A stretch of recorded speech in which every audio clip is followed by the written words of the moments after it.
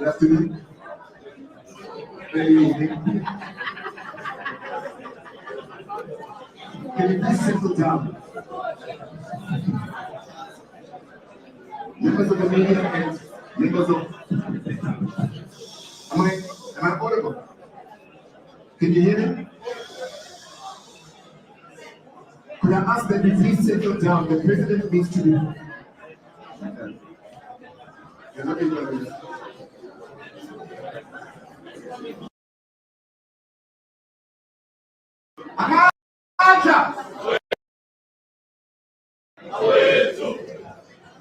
Comrades, please can you settle down?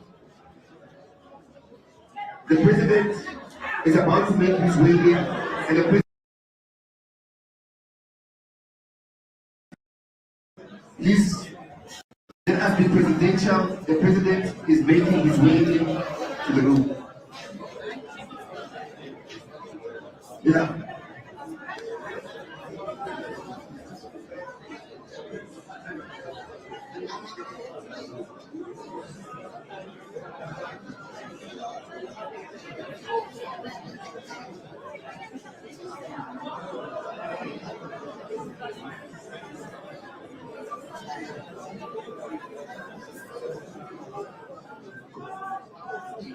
Please, wherever you find a seat, please sit, because the president is coming and we can't keep him waiting.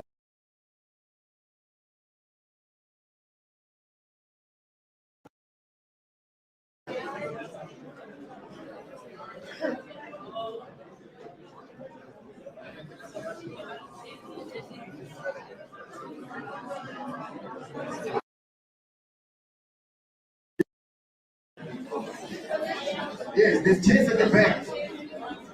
Please, if there's chairs at the back, occupy the chairs at the back. Yes. Are they done? Okay, that's fine. Then, please, if we ask that we stand at the back.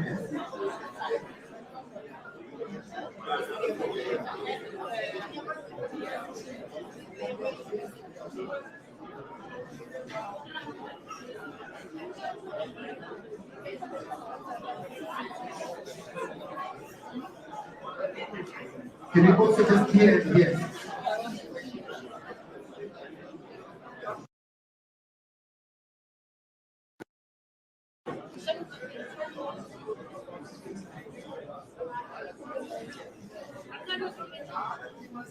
There's security issues. We need to stand at the back. We can't be standing on the side. I don't know if there's any chairs at the back anymore.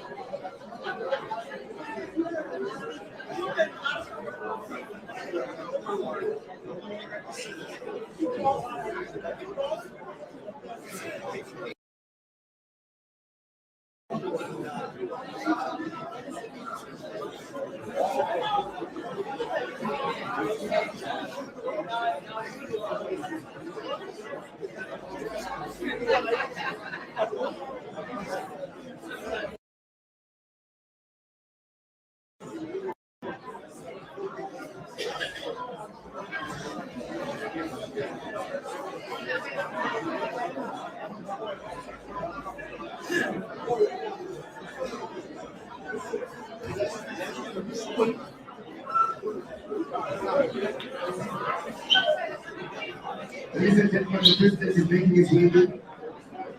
Please settle down.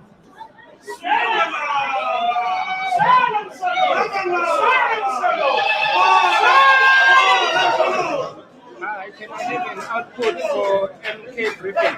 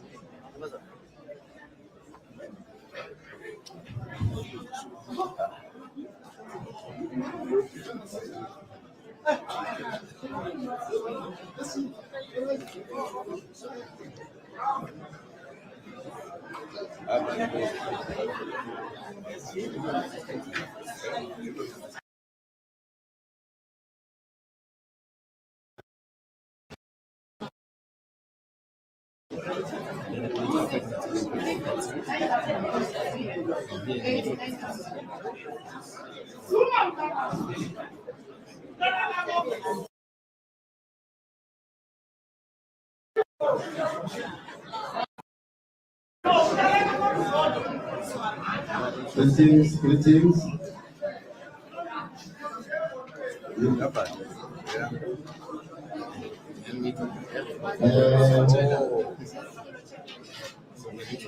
May we be seated?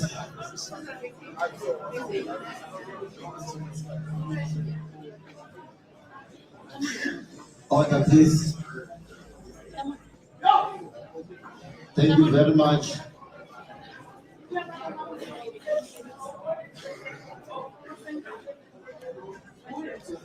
Can those that are speaking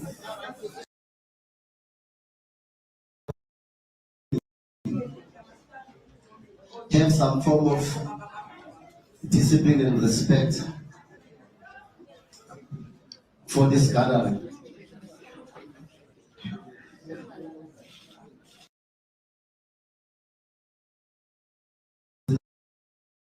Of the day, you are all welcome. We also have to express our apologies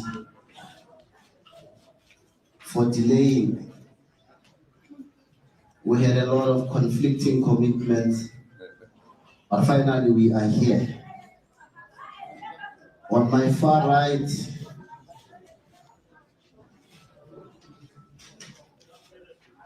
are representatives of political parties, in fact, progressive African parties.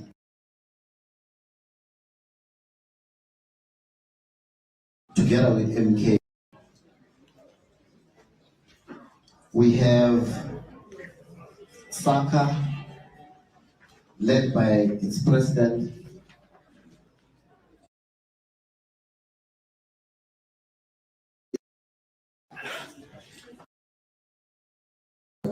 Colin Makubela. We have the TG of AADP, Donald Mkhari, as a member of the National Executive Committee of African Transformation Movement, Nancy Kuseli. We have A4MC, Comrade Hassan. We have Saka. We have Arise South Africa.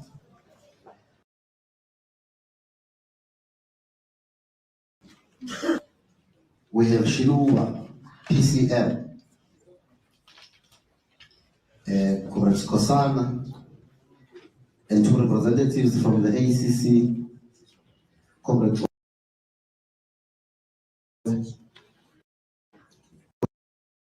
from the Sun Party, and lastly, the president of ACT, Comrade uMkhonto. Then we have, still on the far right, representatives from the National Negotiation Team, Comrade Donduka Kabashe. We have Comrade Skosana Tsebo. We have the representation of the Youth League of uMkhonto weSizwe.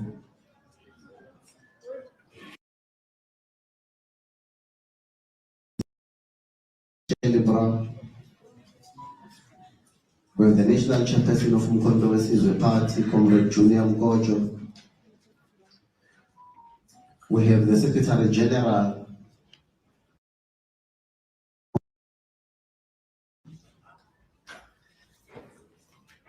we have members of the National Leadership Corps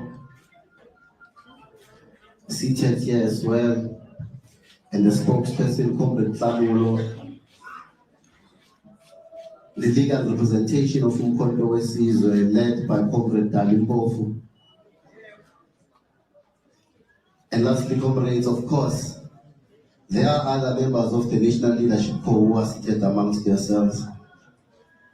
But lastly, the delegation is led by His Excellency the President of uMkhonto weSizwe Party, Comrade President Jacob Zuma.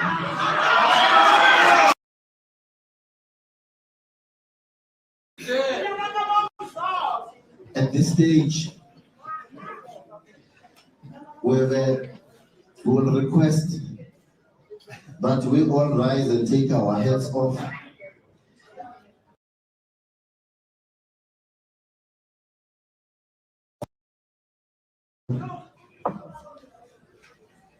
The passing of the chairperson of Jacob Zuma Foundation, the late Comrade Putumien. May we all rise and observe a moment of silence.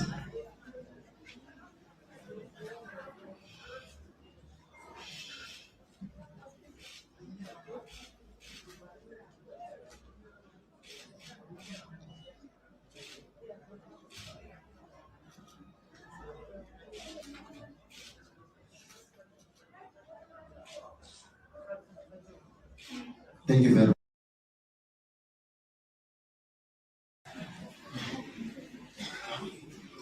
Moving on, we have Comrade Tlamulo to come. Come Yamaza. And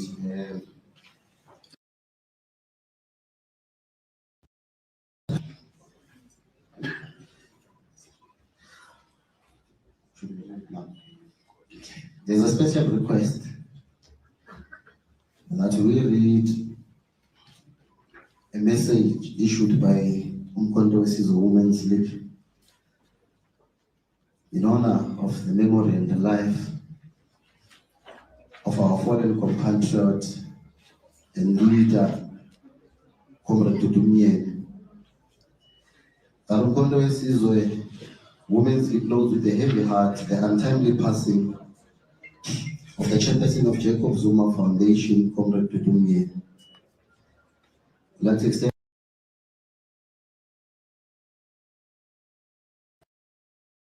time. Merely will be remembered for the lives she touched and changed through her work at the JGZ Foundation.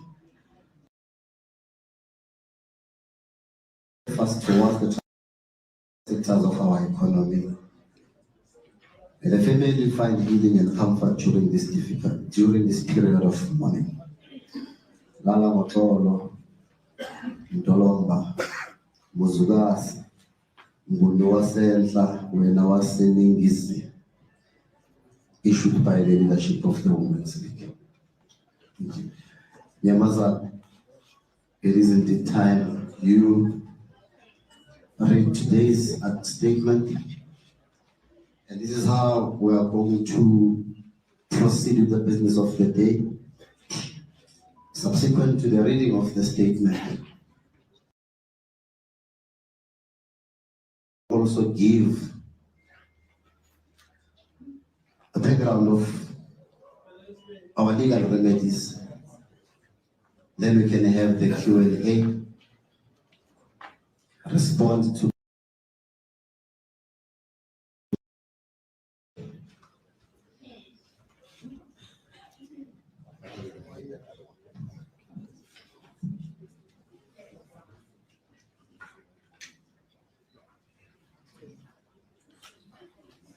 we have that one as well.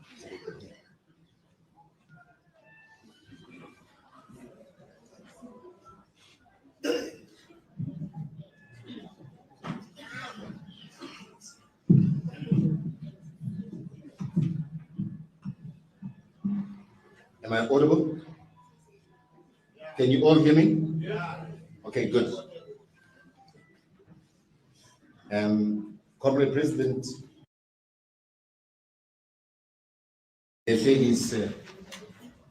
Jacob Zuma, our Commander-in-Chief, has requested that I read this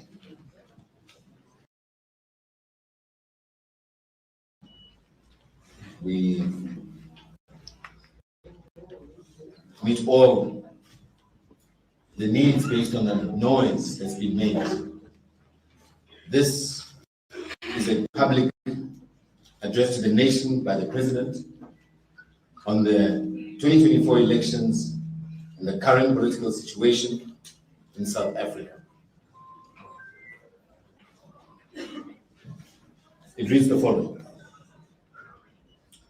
Fellow South Africans, it is not by coincidence that I address you today on June 16, 2024, on the 48th Commemoration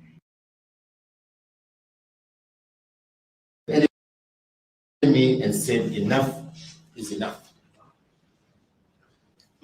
Today, we say the same. You will also remember that I December 2023. In Soweto, where I gave 7 reasons why I had come to the difficult decision that I would campaign and vote for uMkhonto weSizwe and not for the sellout ANC of Ramaphosa. I called for the unity of the left and all progressive forces. On 16 December 2023, I said, open quote, I call on all South Africans to join me in taking this important step and vote for MK Party and total liberation and the return of our land to its rightful owners. The task ahead requires young and old leaders alike to pull in the same direction. No single organization can pull us all out of this present crisis. We require the same spirit which saw us defeat the monster of apartheid.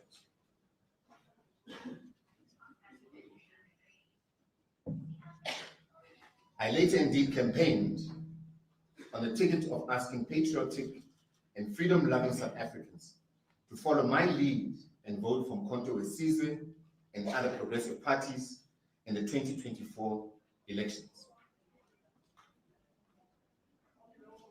Before anything else, let me take this opportunity to thank all of the more than 4 million South Africans who voted for uMkhonto weSizwe and all progressive forces who are fighting for the return of our land.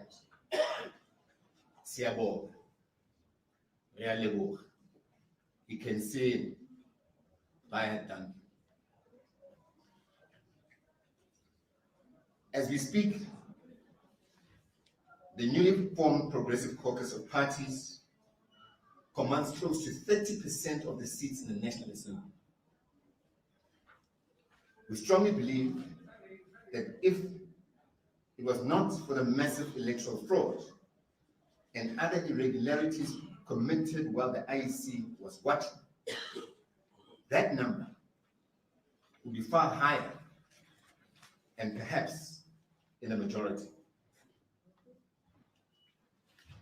But even after the daylight robbery, to achieve almost 30% in the National Assembly puts us in a very strong position to fight on for the total economic liberation of Black and African people. It has never happened in a democratic South Africa that there is a united opposition commanding more than 100 seats in the National Assembly. In a situation where there is no single party with more than 40% of the vote, we must applaud the people of South Africa for making history.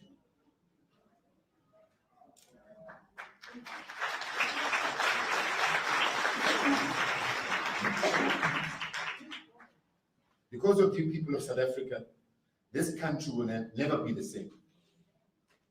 True freedom is around the corner. The return of the land has been delayed by those who robbed us of our votes and are now working with those who took our land using violence. It is also the first time that a progressive formation such as uMkhonto weSizwe, alongside its progressive caucus partners, will be the official opposition. On December 16, 2023, I stated that we had started an initiative with several progressive parties aimed at creating a united patriotic front. For various reasons, that project was delayed until after the elections. I am therefore glad to announce not that only will uMkhonto weSizwe form part of the Progressive Caucus, but we will soon also be announcing the formation and a program of that patriotic front of progressive forces who are both inside and outside of Parliament.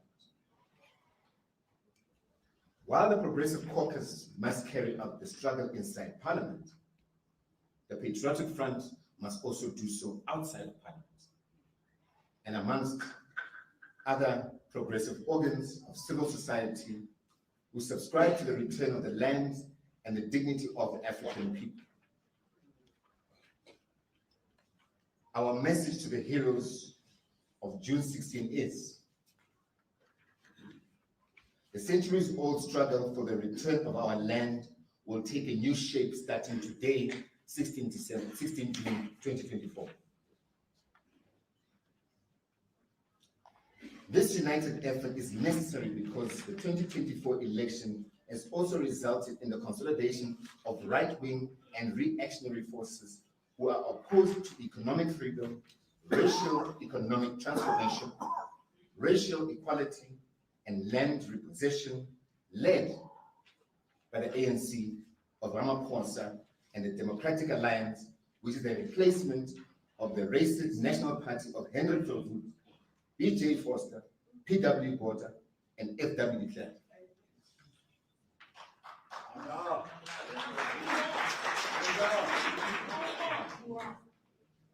Their regimes could not have lasted even one day without Black collaborators, such as Ramaphosa. Today, all of those sellout forces have been replaced by the ANC of Ramaphosa, which has taken us back to 1948. Fortunately, millions and millions of our people have realized that the road to freedom starts with the removal of the ANC of Ramaphosa. They did so either by voting for the progressive parties or by refusing to vote at all. All we need to do is to convince the last 6 million people who have not yet realized that voting for the ANC of Ramaphosa is to invite racism, inequality, hunger, landlessness, and poverty back into the lives of Africans. For the record, uMkhonto weSizwe is of the strong view that the 2024 elections were rigged and that the results announced by the IEC are not a true reflection of the will of the people. Before and after results, we have presented concrete evidence to the IEC showing widespread irregularities in the voting process and the voting system. It has all fallen on deaf ears. We've also tried all peaceful means to address our grievances, but all in vain. We have even approached the highest court in the land, but it rejected our pleas without even giving us a hearing and relying on technicalities while the democracy itself is being destroyed. As another form of peaceful protest, we have also voiced our dissatisfaction by boycotting the first sitting of the National Assembly last Friday. All these are constitutionally allowed methods of peaceful protest. We shall not tire from using peaceful means because we do not believe in resolving problems through violence despite the fake narrative of our enemies.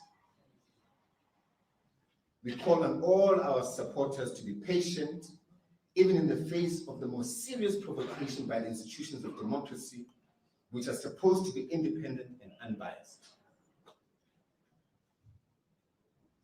The most frustrating treatment was when 26 political parties lodged almost 600 objections, which were publicly addressed in the evening of Saturday, the 1st of June 2024, at the IEC Results Center.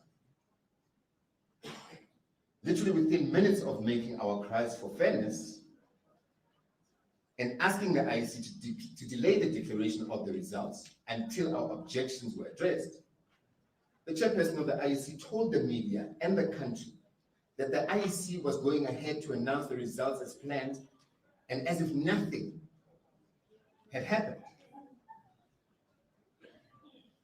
This was despite the fact that the law allowed the IEC another 4 days to attend to our issues. It is therefore our strong view that the premature declaration of the results was totally illegal. The only reason given by the IEC for rushing was to please the markets. It is the people who voted, and not the markets. The constitutional mandate of the IEC is to serve the voting public and not the markets. We took this issue to the Constitutional Court for its attention, but to add insult to injury, the Constitutional Court missed the whole point and failed to address the key issue of illegal declaration of results. Instead, the Constitutional Court concerned itself with the evidence of irregularities. But that was not the issue we brought to them. That issue belongs to the Electoral Court. It is irrelevant whether our objections were valid or invalid. The issue is that the IEC was not entitled to brush us aside and to proceed without rushing the declaration of those results before looking into the allegations made on behalf of millions of South Africans, the voters. The court failed to address this matter. We also complained that the boycott would result in a National Assembly not reaching the minimum number of 350 members, as referred to in the Constitution. That issue was also not addressed. Surprisingly, the Constitutional Court said the matter was not urgent and the court did not have jurisdiction. That means we should have gone to another court, even though the first sitting of Parliament was only a few days away. It simply does not make sense at all to deal with such serious issues by resorting to pure technicalities. That is the same court which was prepared to give urgent and direct access to Judge Zondo to bypass the criminal courts and to sentence me to go to prison without a trial. Now the same court is not prepared to give direct access to test whether the IEC acted wrongly in rushing the declaration of those election results and possibly having an illegal government for the next 5 years. That can never be called justice. Justice for Zuma should be the same justice as justice for all.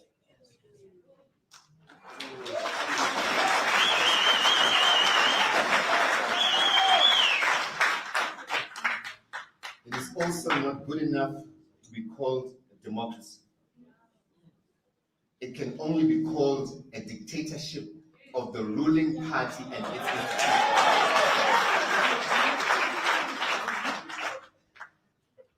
In recent times, the highest courts of Zimbabwe, Kenya, Malawi, and even the USA have listened to election challenges because they respect democracy and fairness.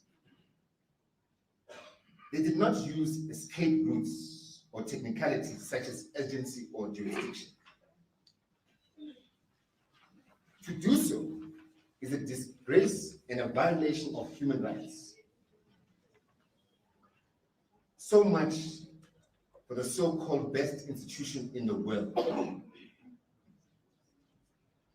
Best constitution in the world. It cannot be the best if it has eyes to choose who does not deserve justice. Such a legal system must be changed as soon as possible. It may be suitable to Roman and Dutch people, but for us as Africans, but not for us as Africans. We must do away with Roman Dutch law.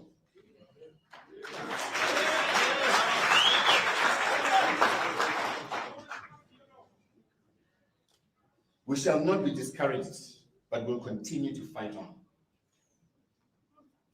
We have instructed our legal team to take any steps possible, both inside of South Africa and internationally, to ensure that justice is done.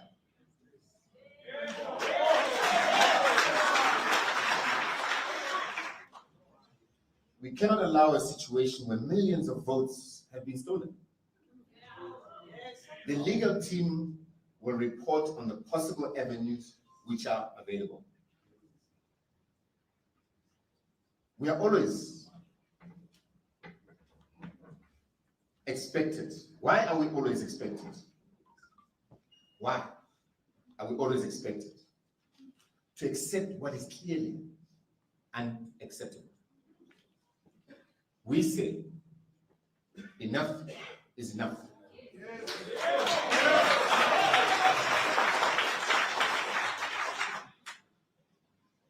In the end, justice will prevail.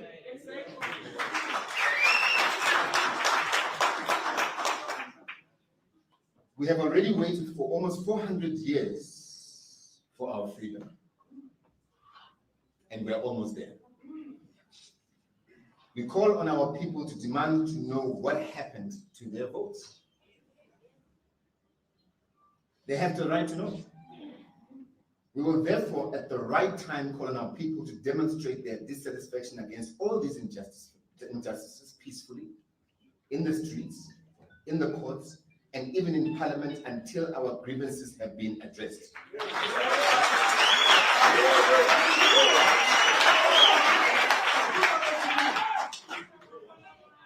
We have now launched a new electoral court challenge and given that court the evidence we have collected. We shall also participate in the case lodged by the ATM in the electoral court. We shall leave no stone unturned.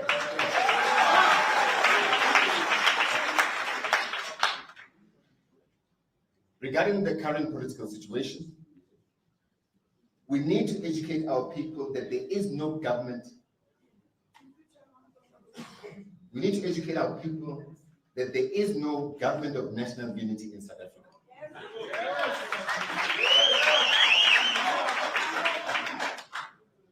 There is a white-led unholy alliance between the DA and the ANC.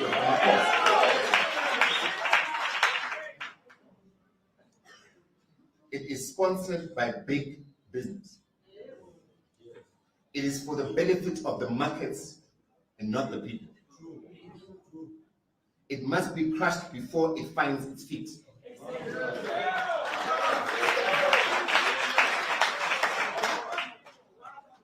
The media is also selling the story of a government of national unity when they know that there is no such thing. I know because I was part of the leadership which introduced a GNU in 1994. We have asked our lawyers to write a letter of demand to the SABC to stop deliberately misleading South Africans by using terms like government of national unity or government of provincial unity to refer to present sellout coalitions.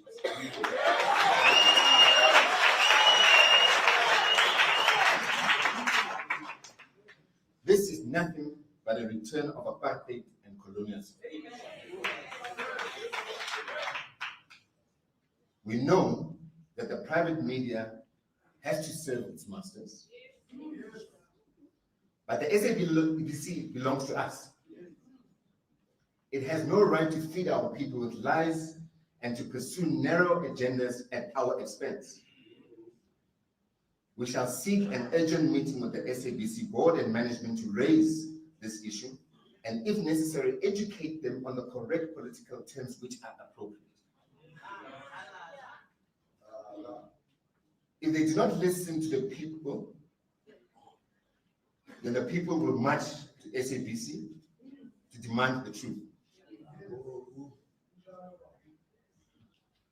There is a government, if there is a government of national unity,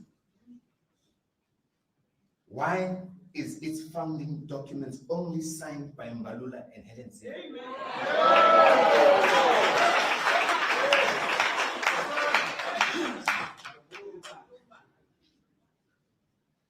Let it be clear to all our people that at 40%, the ANC of Ramaphosa had a choice to listen to the people and team up with those fighting for the total liberation of our people and the return of the land, or team up with those who stand for racism, white supremacy, backwardness, land theft, Zionism, and other ends.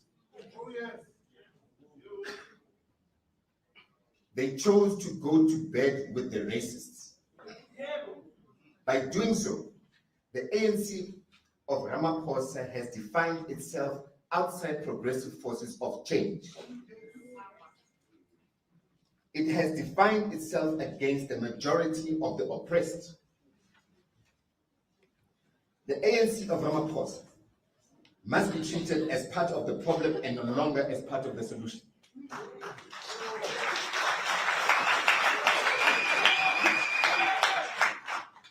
However, the door is always open for the real ANC to be welcomed back in the progressive fold. I think I need to repeat this, so it's clear.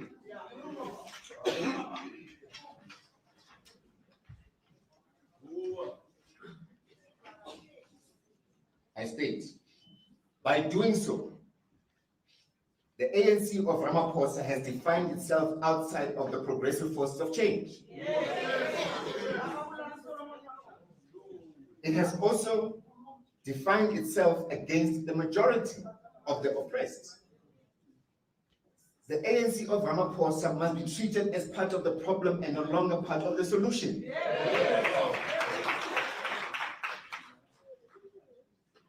We also want to dispel the DA-ANC propaganda that the MK party is part of those that are against the Constitution. In everything we do, we follow the Constitution. However, we believe that the Constitution must be amended to allow for the return of land and to give a much bigger role to Parliament, which is made up of democratically elected representatives of the people rather than unelected judges. Section 44 of the Constitution gives the National Assembly unlimited power to amend the Constitution. Parliamentary sovereignty, which is practiced in the many democratic countries, is a normal prevalent form of government.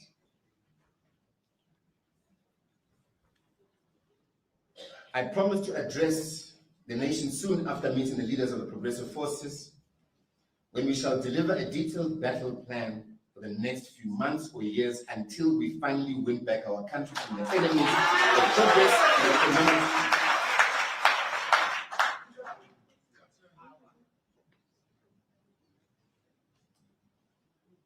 Let me start and repeat that because it's very important. It states, I promise to address the nation soon after the meeting with the leaders of the progressive forces when we shall deliver a detailed battle plan for the next few months or years until we finally win back our country from the enemies of progress and economic freedom with the new apartheid regime of Steenhuisen and all his black sellout puppets led by Cyril Ramaphosa.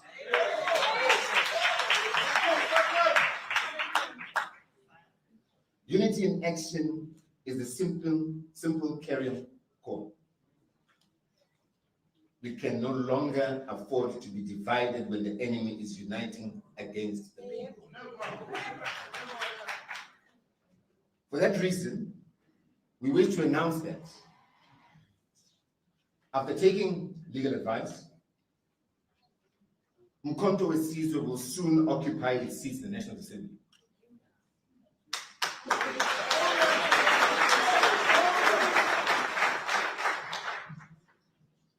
We shall continue to raise the issue of the regulations even inside the House, while at the same time we shall intensify the court actions and other constitutional methods outside. The protest will continue in other forms. There are many battles ahead, including a total overhaul of the currently biased voting system itself and the biased IEC.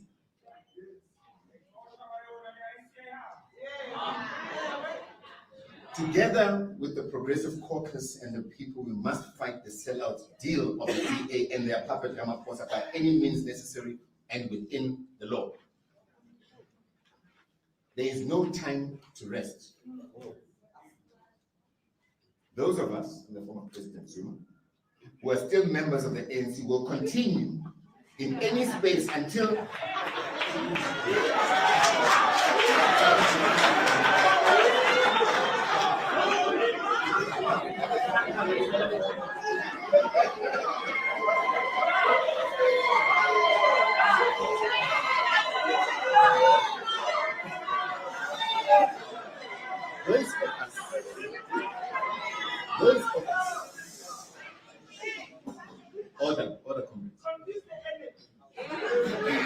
those of us who are still members, and I say those of us meaning President Zuma, who are still members of the ANC will continue to use any space still available inside the ANC to expose the agents of white monopoly capital who want to take our country back to apartheid. They will be defeated. But if they push us outside, we must find other political homes to continue the struggle for liberation. As founders of uMkhonto weSizwe said on 16 December 1961, there comes a time in the life of any nation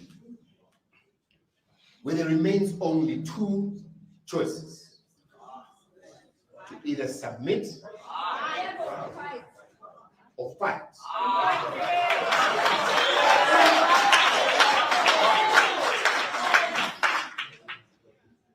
I need to repeat that. There comes a time in the life of any nation where there remains only two choices. You either submit or you fight. That time has now come to South Africa, and that time is now. We shall not submit, and we have no choice but to hit back by all means within our power in defense of our future and our freedom. I thank you.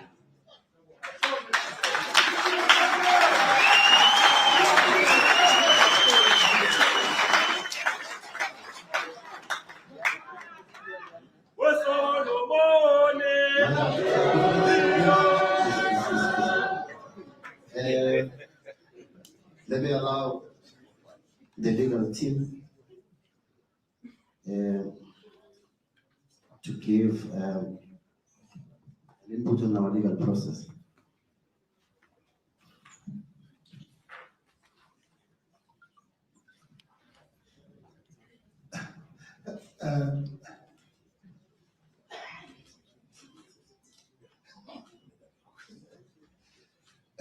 Thank you very much, Comrade Muzi and Comrade Kamula. Unfortunately, mine is a legal one. It's not as revolutionary as Comrade Kamula. I've been asked by the President to just give a brief outline, because we've had so many cases. There's been a multiplicity of cases in such a short space of time that some people are confused as to where we are, which cases are still happening, and so on. And I was therefore asked to give some perspective and context. And as I say, my part will be quite short before I hand over to the political people. I'm just a lawyer. I don't know anything about politics.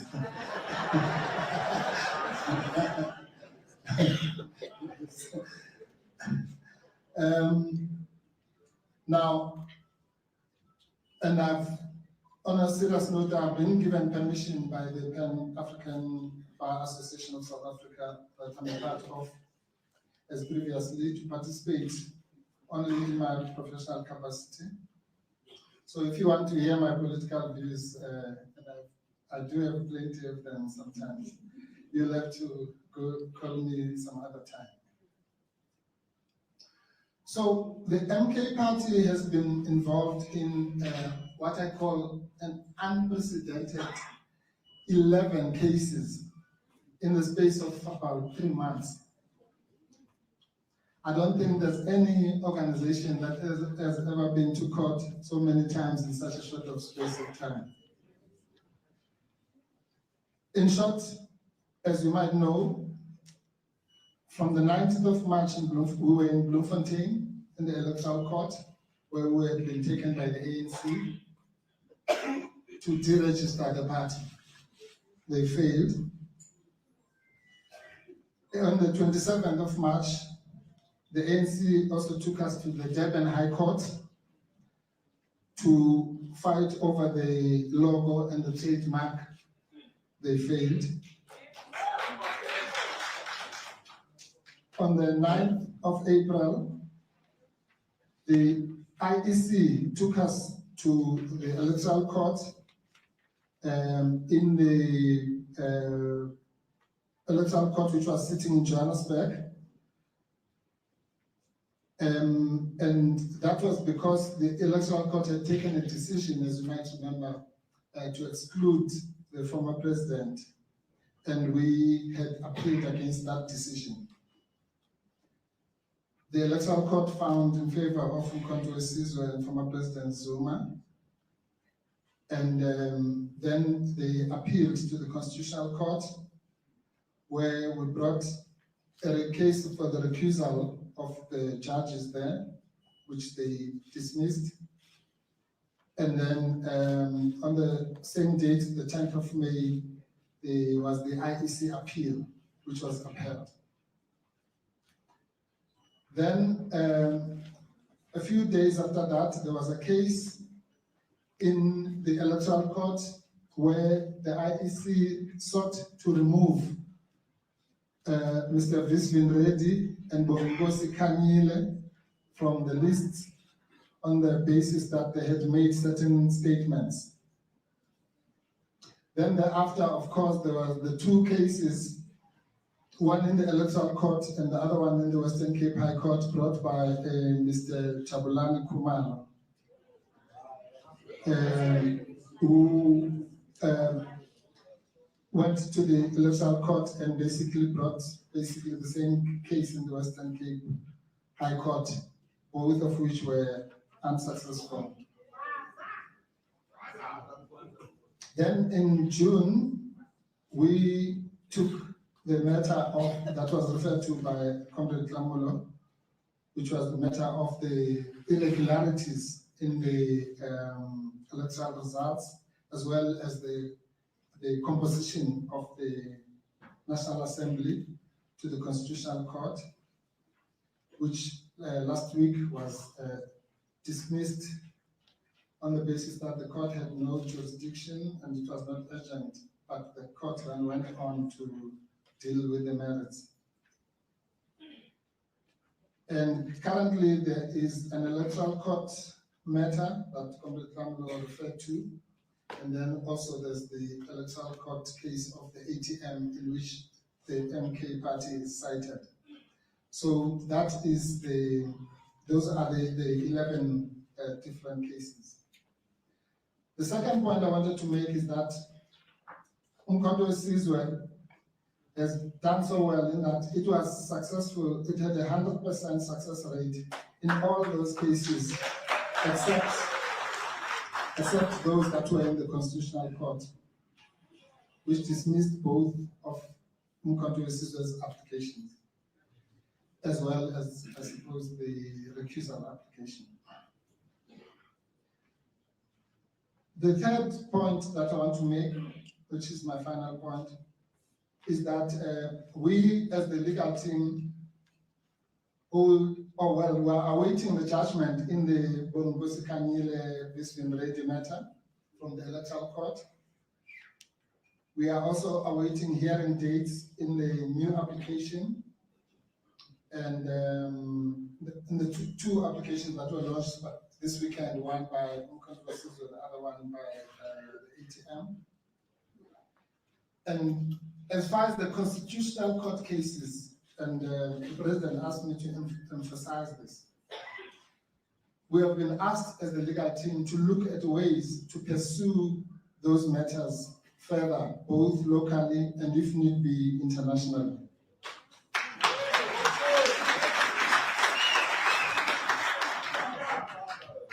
The legal team will give a comprehensive advice to the clients, and the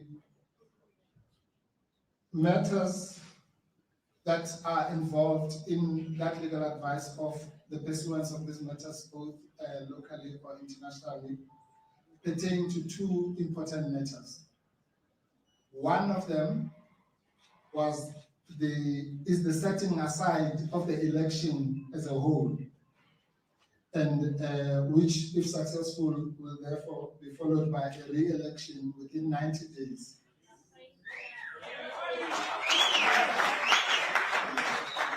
The second matter pertains to the removal from the list or from the membership of the National Assembly of former President Zuma, which we believe that was not done in accordance with international norms, particularly because in that particular case, as you know, those who followed it, the Constitutional Court made findings, including one of the findings was that the remission of sentence does not reduce a sentence, and that the IEC is entitled to administer the membership of the National Assembly. And it is a strong feeling of the clients that both of those matters or those kinds of findings are in violation not only of our Constitution, but also of international human rights instruments. And therefore, thank you. And therefore, those are the matters that will be pursued further. So if the media has been writing all sorts of things about these matters, some of them completely off the mark. So we just thought we should make those remarks. For example, the issue that was raised by Comrade Kamulo about the matter that was raised in the Constitutional Court. Even today in the Sunday Times, there's a long article, I think by Franny Rapkin, about how there was no evidence and this and the other. And this has been clarified 100 times, that case was not about the evidence. That case was about the premature declaration of the results by the IEC, number one. And secondly, it was also about the quorum, the issue of the composition of the National Assembly.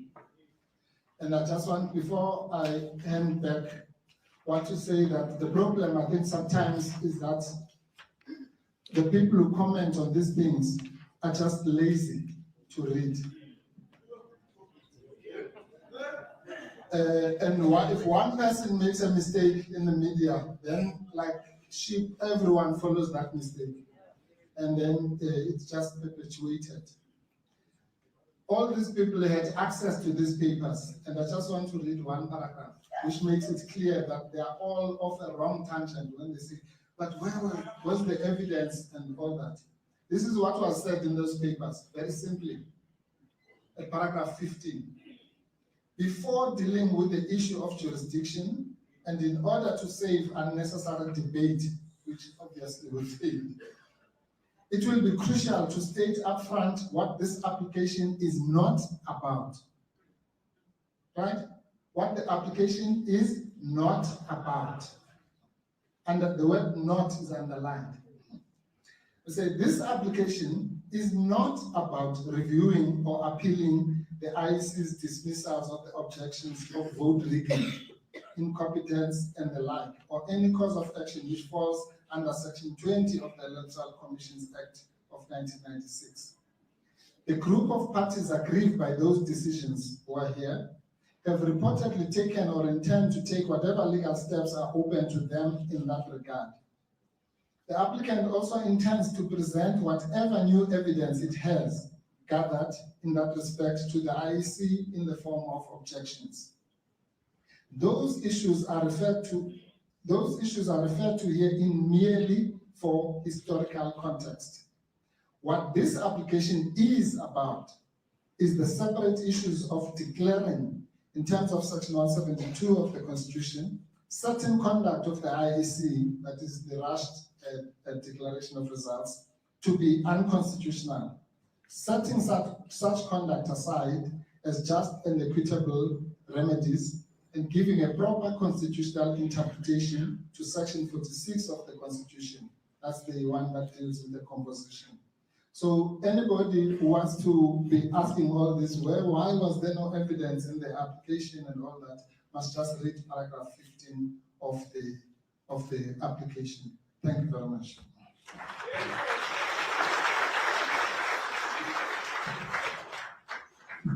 Thank you, let's see. I think now we will allow members of the progressive forces to also give a statement. Then we'll allow them with the questions and will then respond accordingly.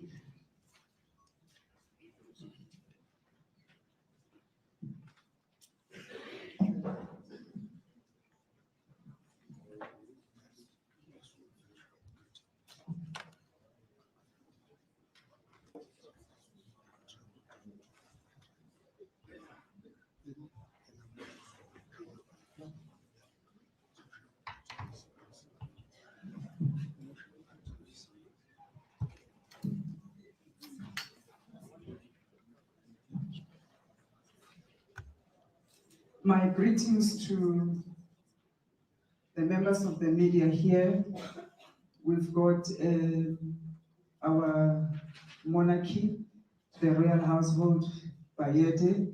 We've got the ministers and the clergy, Obaba, the leadership of MK, and we greet all the leaders of the various political parties and all South Africans. Let me start by this quote from Winnie Mandela, which really builds once again on what Obama said in his statement. And I quote, open quote, "It is only when all Black groups join hands and speak with one voice that we shall be a bargaining force which will decide its own destiny." I close quote.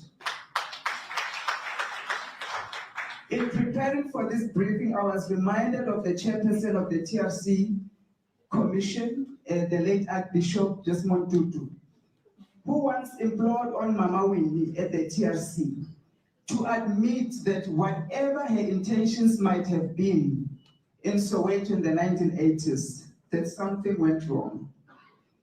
Mama Winnie responded in a candor and fearless manner as always, and she agreed that indeed things went horribly wrong. Today is a somber moment in our history, truly defining moment for this nation. In the same light, we want to implore on the ruling party, on the ANC, to admit that whatever their intentions were for the 2024 elections and the so-called government of national unity, they must admit to this truth, this reality, that things went horribly wrong. Things went horribly wrong for the majority of the Black people, for the Black child, for those Black government employees that are now classified as catered employees because the X is on their neck. Things went horribly wrong for the politicians whose prison doors are open awaiting them because of this arranged marriage. Many South Africans thought we were having a great new start in the 2024 elections. It was buzzing. We came up with new political parties, young people were hopeful, saying 2024 is our 1994. And yes, we all agreed that there were fundamental changes that needed to be made in our society, administrative and legislative systems that needed to be changed to address the issues of poverty, unemployment, inequalities, and governance. But little did we know that 2024 is the DA's 1994. We watched with horror on the eve of the first sitting of the 7th administration an interview with the so-called DA veteran Douglas Gibson and our veteran Ubaba Matthews Posa. That was supposed to have been the bachelor's party of this arranged marriage between the DA and the ANC. And it was so sad to watch Gibson on TV jeering and mocking at Baba Matthew Posa and the ANC, patronizing him. And he was so docile, with cap in the hand. He could not even respond or call the men to order. All he could say was that by this time tomorrow, Cyril Ramaphosa will be president of South Africa. That was a moment of awakening for me. because it was at that moment that we realized that the material conditions of poverty, despair, degeneration of our people has been sacrificed at the altar of positions.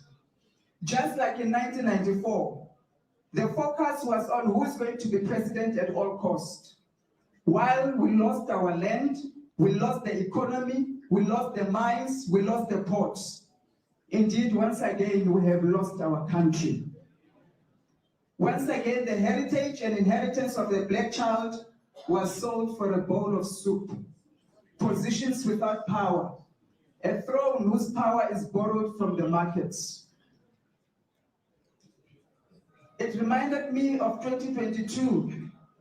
After much oppression and marginalization of our people in the metros, a group of us minority parties, we came together and said we are leading the DA multi-party. I was leading that multi-party. It was the very same DA who labeled us as delinquent, as corrupt, and we became enemies. I was enemy number one of Helen Zille. She's still suing me even today. We're shocked that today they're singing the praises of ANC. They are the one leading the charge to give the baton of government to the ANC. They forgot that we're stripped naked, investigated. We were ostracized for going back to give power to the ANC in the city of Johannesburg. But believe me, it's only a matter of time. As Baba's statement has said, let's watch and see. It's only a matter of time that arranged marriage is going to come crumbling down. I'm inspired again by an Afrikaner woman, Susan Smith, and I'm calling on all progressive forces to pick this spirit. She stood against the British regime. She was the driving force behind the Great Trek. Suzanne played a leading role, and she led all the women. They were determined that they would rather walk across the Drakensberg barefooted to die in freedom, as death was dearer to them than the loss of their liberty to the British rule. So, Baba, as the progressive parties will rather stay and starve outside and die in this pursuit for our freedom than to submit to this ANC-DA regime.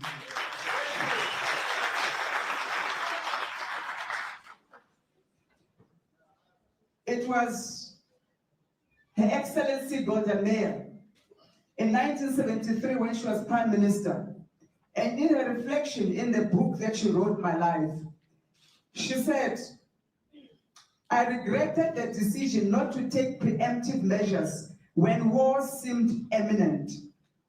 Well, as political parties today, young leaders, we understand more than ever that war against the black child is imminent. And we can't fight it divided.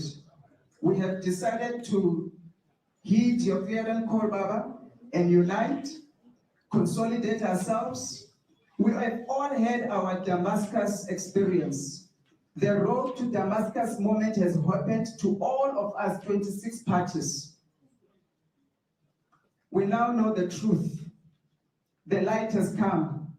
We are now beginning to speak in one voice. What we should have done before the 29th of May, we are doing it now. So in the days to come, together with the MK and those that are inside, we are going to consolidate.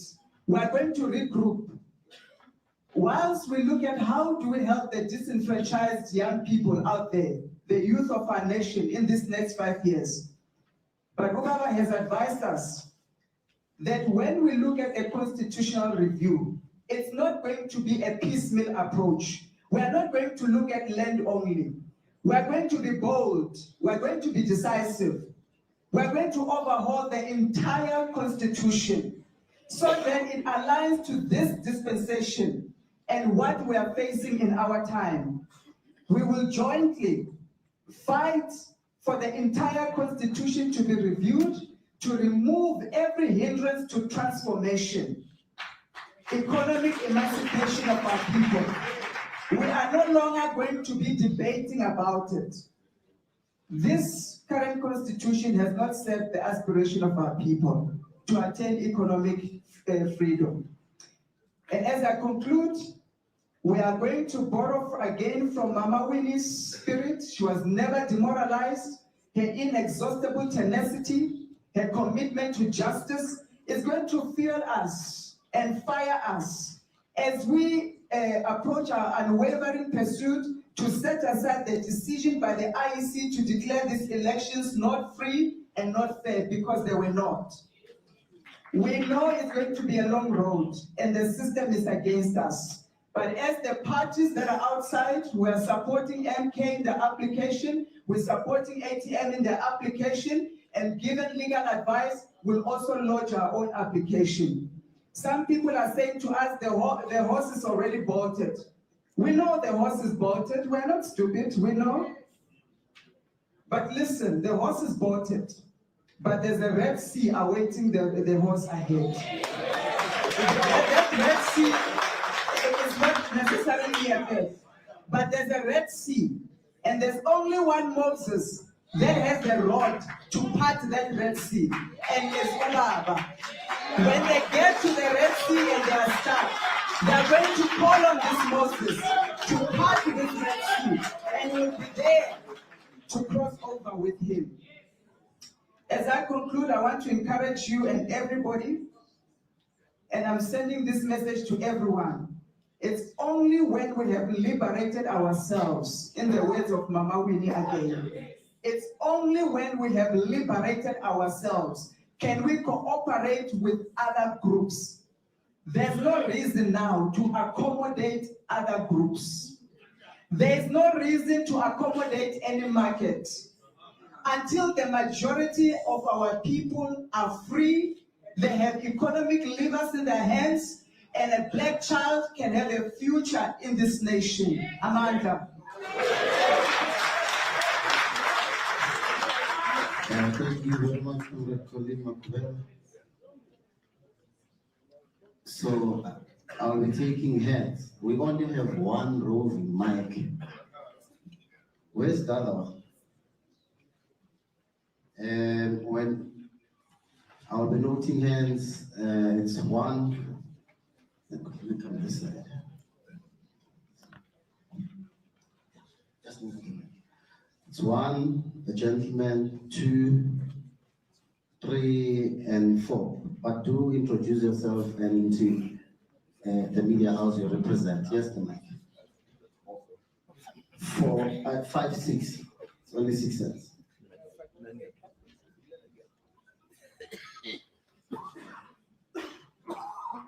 Should I go? Hello, this is Jamie Mighty from the Africa Research Desk. I've got 2 questions. One is about the role of the media, and 2 is about the constitutionalism discussion.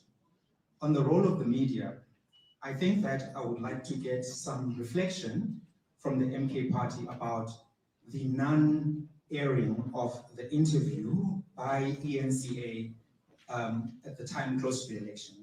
Do you believe that that had a material impact on election outcomes, considering that other interviews were aired, for example, the Thabo Mbeki interview on Power FM, when the reason for not airing the interview was that it was within 48 hours of the election? More broadly, do you think that the conduct of the media in this election has been preferential to certain political parties and personalities? And finally, if it has been, how does that get addressed? So that's the first question. The second question is from a legal perspective. The Harris cases are used to demonstrate why a parliamentary sovereignty is dangerous in a democracy. And the argument that has been made in the statement is that you want to have, as part of your reforms, parliamentary sovereignty over the constitution. Can you respond to how the abuse of a system like that could be curtailed? Because the reason why it was not chosen was to prevent a parliament from doing whatever it likes if it has the votes. And I think when the criticism is raised about anti-constitutionalism, it is based on the fact that you are pursuing this particular model, not particularly that you want to make amendments. Thank you. Number 2.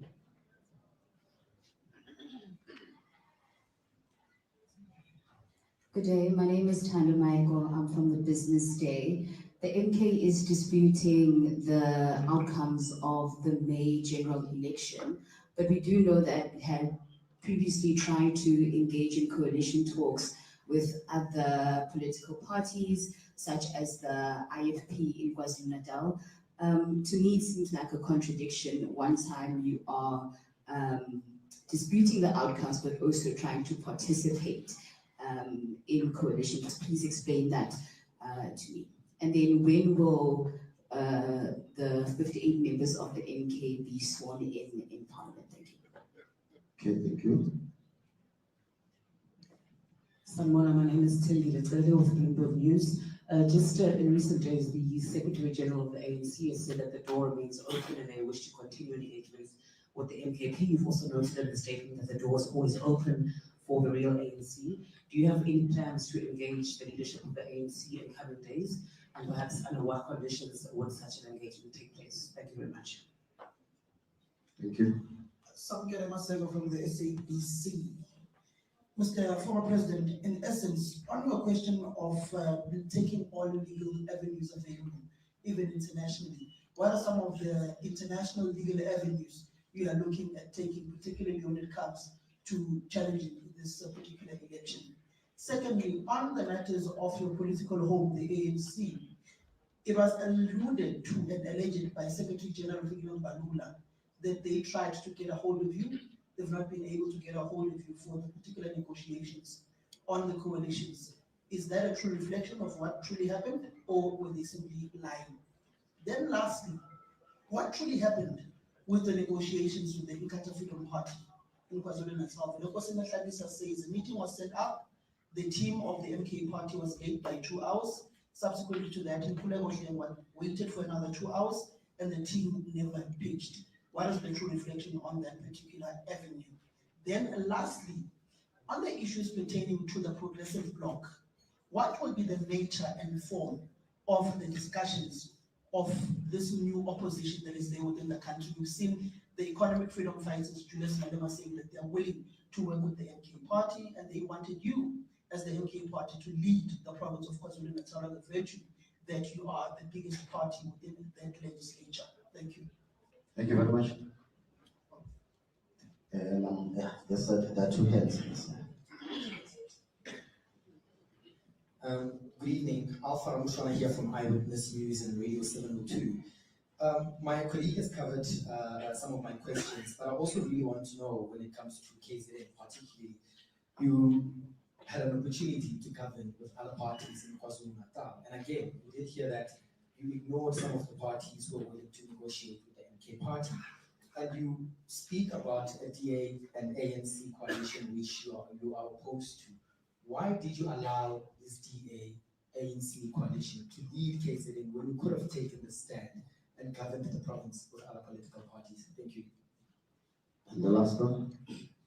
Salalo Makudir here from Salam Media. We just heard from General Fani Masemola. He's the national chairperson of SABS, that they've deployed additional public order police in the KZN. This is based on intelligence gathered that there are threats of post-election violence. As a political party that did particularly well in the KZN, what's your response to this? Thank you. Let's give to the team to respond.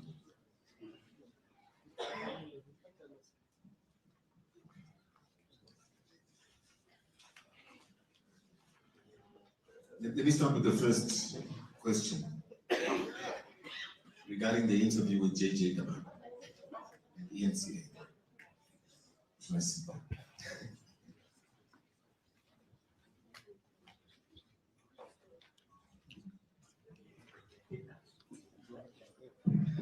Let me unpack what transpired there. JJ Tabane requested for an interview with President Zuma, and he's been requesting an interview for the longest time, as is the case with Medium. He was then granted an opportunity in the form of his show for the ENCA, and he came through with his team to Ngandla, off the back of the invite, where we had given him an opportunity to engage with President Zuma in a marathon interview that took 2 hours. We started from around midnight until 2 a.m. We never, in any way, held back on any questions. We never told him what questions to ask. He engaged President Zuma openly. And President Zuma responded to every single question. The problem, and what is interesting, is that in actual fact, it was before 12 o'clock, President, if I recall. Because at 12, they were going to go off live. So we're trying to get the interview done live. JJ Tabane contacted the team in the form of his the senior leaders within the NCA for a live. They refused a live. Instead, they wanted it to be pre-recorded. We then agreed, fine, we'll go ahead with the pre-record. Take into consideration that it would be aired on JJ Tabane's show on the Monday. Did it happen on Monday morning, on the Monday evening show? No.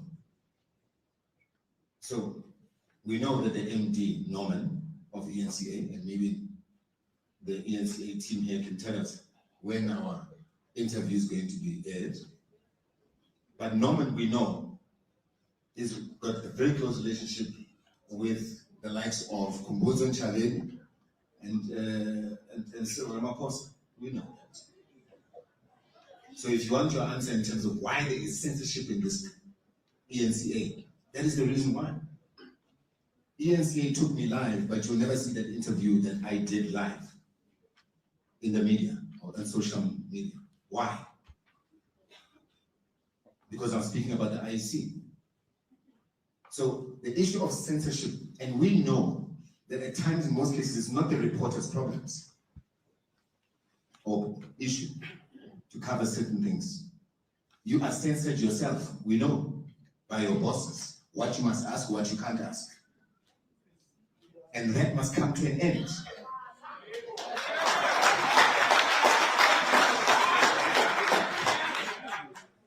So, do we believe that it had a material impact? Absolutely. It did have an impact on the elections. There's no doubt. What were they hiding? And by the way, in that interview, President Zuma says things he has never said in public. So we need to demand that that interview is played in its totality. And one thing we have learned is to bring our own camera. That's that. Okay. SG. Thank you, Comrade Mosi. Oh, that's right.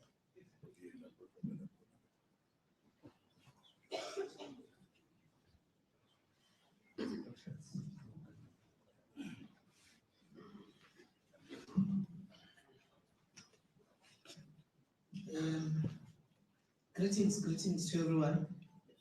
Can I put it here? Yeah, sure. I think there are quite a number of questions, but I'll go this way. Oh, okay. As equal as the Lucas.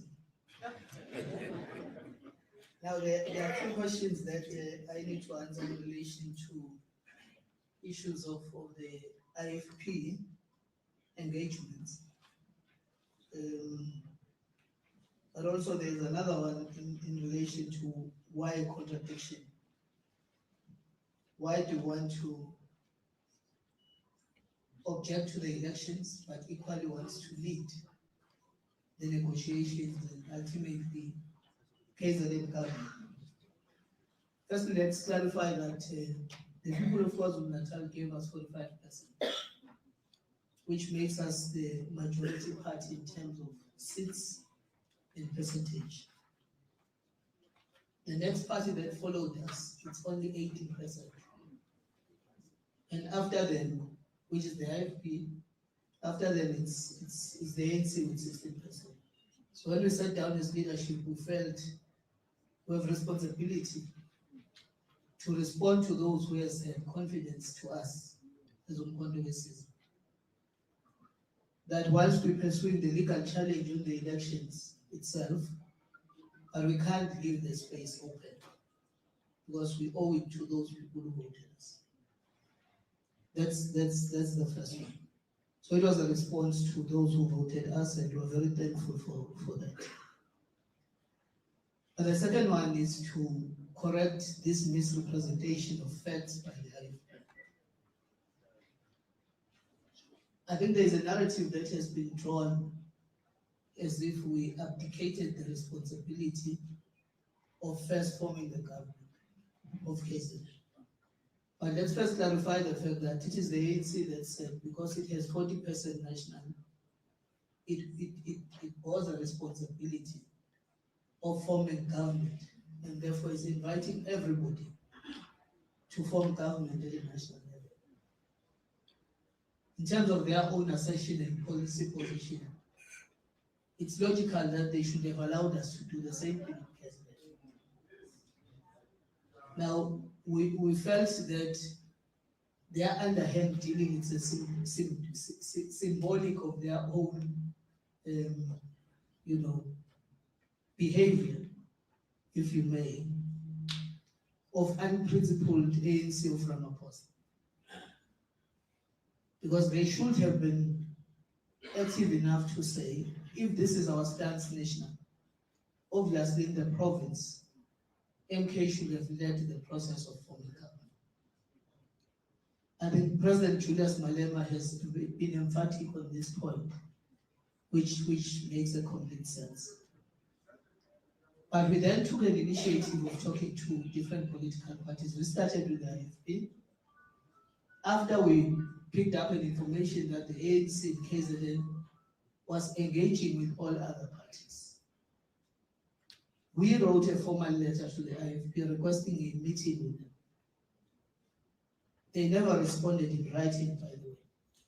They responded by a telephone call and a WhatsApp message, agreeing to the meeting that we requested to have. But because we were delayed into the meeting was supposed to have started at 5, we requested it to start at 6. On the basis of that, they cancelled the meeting. Not waited for us, they cancelled. So it begs the question as to how much time allocation did they have for uMkhonto weSizwe. So literally it meant 1 hour. Now we gave them 2 hours before the actual meeting time, because we requested at 3 to shift the time from 5 to 6. So there was 2 hours in between. So it's not true that they waited for us, because they then sent a message requesting that we meet the following day at 4. And we confirmed the meeting at 4. The next thing, our national negotiating team told us that they were already in Johannesburg for the engagement on the government of national unity. So whatever that they have said is not true.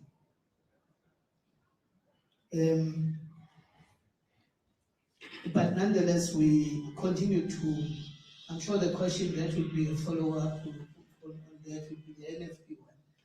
Maybe let's just answer that equally, so that you don't follow that up. I think we'll need to say, as part of the process, we engaged with the NFP. Again, we wrote them a formal letter requesting a meeting. The meeting was in twofold. We organized a meeting between the two presidents, President Zuma and President Barnes of the NFP.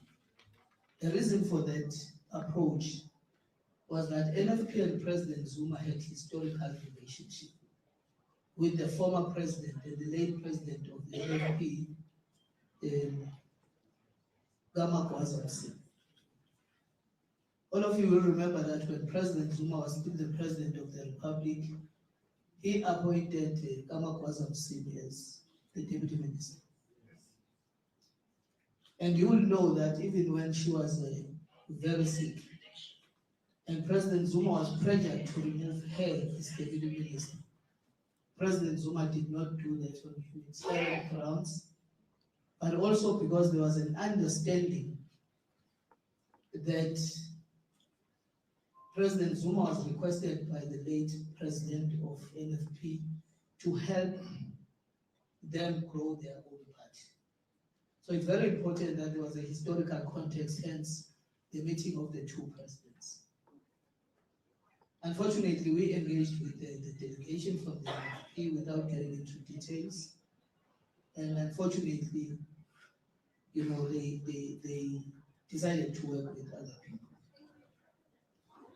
But in terms of the process in KZN, we have raised our dissatisfaction. I'm sure those that have seen social media videos, that again the IEC that was running the election allowed the plain rigging, point blank of the election in that legislature. Members of that legislature were actually voting in plain sight of the two people that were supposed to monitor as to how were they voting. We can share the videos to the members of the media, but it's also on our uMkhonto weSizwe Facebook page and many other socials that are there. Yes, thank you. Thank you. I think Otani will continue the legal issues, legal questions.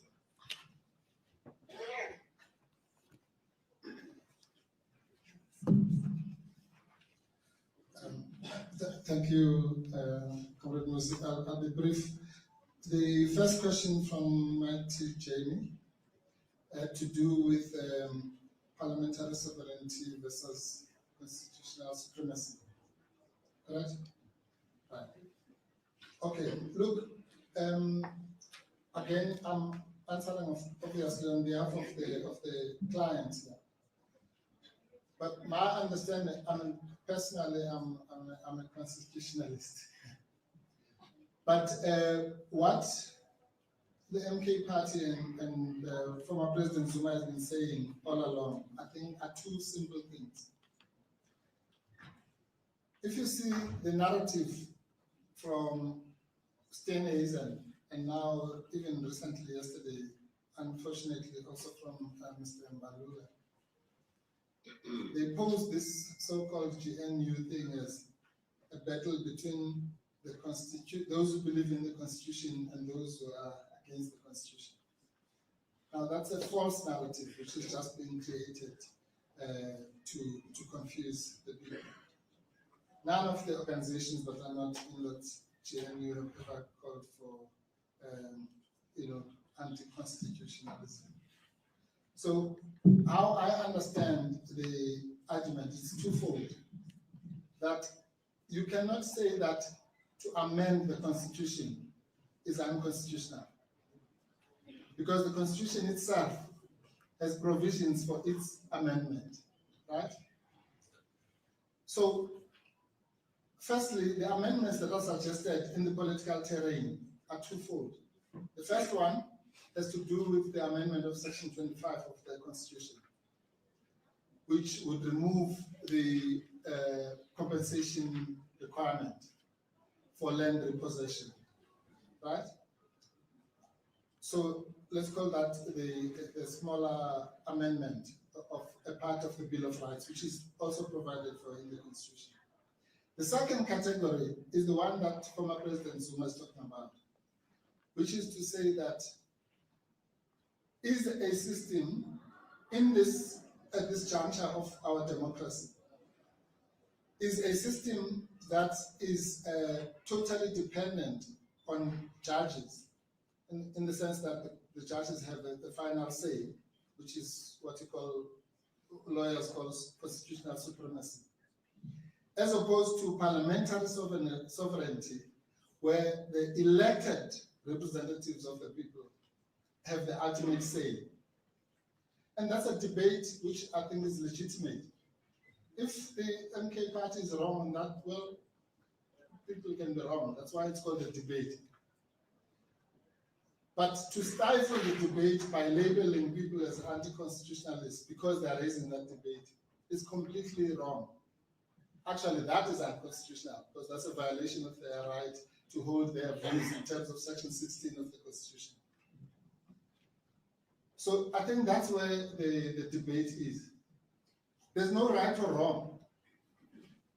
Britain, which is regarded as one of the leading, if not the first democracy, has a system of parliamentary sovereignty. Nobody ever said that is a dictatorship or draconian. So there are systems, and I think that that's what is being raised. So the debate should be had, I think, by scholars, by academics, by politicians, by all of us, by the population.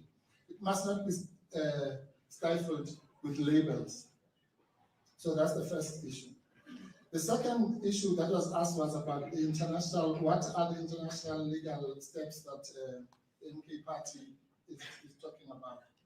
Well, on this one, I'll be very brief because I obviously can't give the legal advice to the media before I give it to the clients. But I can give you a hint. You would have heard that the reaction from after the Constitutional Court outcome was that one of the things that they were considering was approaching the United Nations Human Rights Committee. Now that committee, the reason why he referred to it is because that committee has actually, just by coincidence, dealt with a similar case, which those who were in the Constitutional Court, you'll remember, we cited in court. It's a case of a gentleman called Disanayake, who, just by coincidence, was denied in Sri Lanka the opportunity to stand as a member of parliament on the basis of, guess what? Contempt of court. So it's a case that's actually on all fours. And that court, the United Nations Human Rights Committee, found that the government of the state of Sri Lanka was wrong to deny Mr. Disanayake his right to be a member of parliament on the basis of having been convicted for contempt of court. And it found that that is a violation of Articles 9, 14, and 25 of the Charter, or what is known as the ICCPR. Now, so that's that avenue that is being explored. But secondly, I might just tell you, there's a gentleman called Reino de Bia who filed papers in the Constitutional Court, which demonstrated that he has taken a case, a separate case on behalf of former President Zuma, against his incarceration in the first place. In the African Court for Human Rights. And I'm not his spokesperson, he'll speak for himself, but I can tell you this, which is the most interesting that nobody seems to know, that in that case, the state of South Africa made submissions which said that, no, this is, this is water under the bridge and so on, and the case should be kicked out. And that court found in favor of former President Zuma. So that case is still alive. I think there are protocols where you cannot get into public details about what happens in that court. But I can tell you that much, that that case is still alive. So when we talk about international fora, we're talking about the African Court for Human Rights, that other court that I mentioned before, or rather the Human Rights Committee, and any other such forum. The bottom line is that the former president does not accept that interpretation that was given by the Constitutional Court. And when we say local and international remedies, there are other remedies, there's rescission, there's all sorts of things. So all that will be considered and then presented to the clients, and then they will choose which route they want to follow, if any. We might come back saying there's no route, but if we give the routes, it will be those that I've just mentioned. Thank you.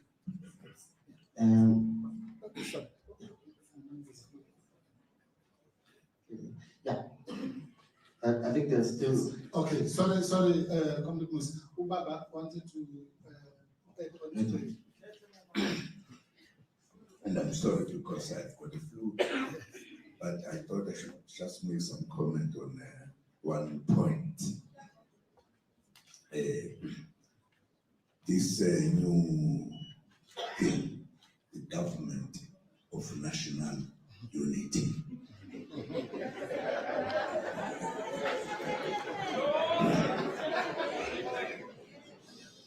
This actually is meaningless. I don't know what it means.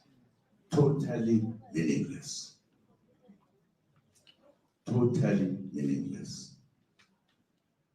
We exercised the government of national unity in South Africa when we had finished agreeing to negotiate and establish the government in South Africa that would be voted by everybody. It had never happened because we had never voted in the past since the time immemorial. Only whites were voting. And we had decided to fight for our freedom after, when we were talking that let us be free, instead of the government responding to that, they actually banned the ANC. In other words, silenced the black people from talking about freedom, about whatever. We then declared war. And there was a fight that took place since 1961. The ANC was banned in 1960. And then at the end of 1961, in December, we declared war to fight for our freedom. And there was a fight in South Africa for many years. People died.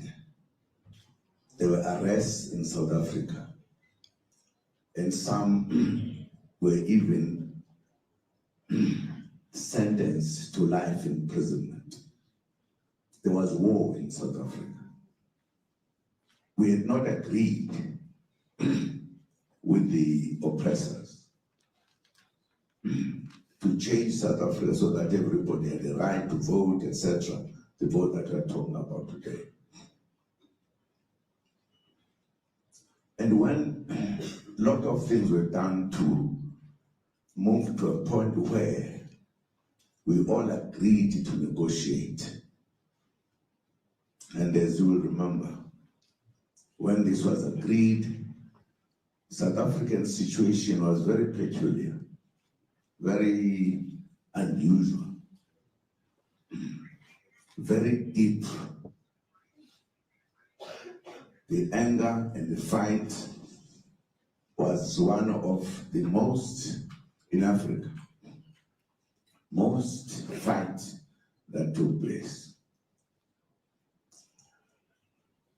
We reached a point as we were negotiating that if, for an example, we said, let us go for elections, and then the party that will win will then run the country. There was a very good understanding that the hatred between the whites and blacks was just beyond anything. If you just said in the first elections, the party that will win will then rule the country. If the whites said one, I'm sure the fight will continue. But if the ANC won, the black people won, there will be hatred. The continuation of hating one another, or each other, whatever, or the blacks telling the whites what to do, blah, blah, blah. There were many important issues that were looked at. We, as we were all ready for peace, and as you know, in addition to the hatred between the whites and blacks, there had also emerged a fight between IFP and the ANC, which was actually caused by the whites. So we thought we needed to find a formula because the country was at war, at hatred, at every other thing. Therefore, in order for us to come to a point where there would be no problems between us, we thought we needed the first 5 years not to be ruled by one party only, because there was a problem in the country. People were fighting, there was everything that we could think of terrible. We then decided, I think I was there, was I not? Okay, am I right? Okay. We decided that for that first period, we need to work together. There must be no parliament where we say something wrong to across whatever. And it was a very wise decision to stop violence in South Africa. War, violence, war, whatever, and hatred. And then the basis of that, we said the best thing to do is that all parties that will participate in the elections, no matter what, we did put a deadline that above this number, those parties will be members of parliament. And for us to have peace in our country, because there was war, there was hatred, there had been apartheid, which was very rude.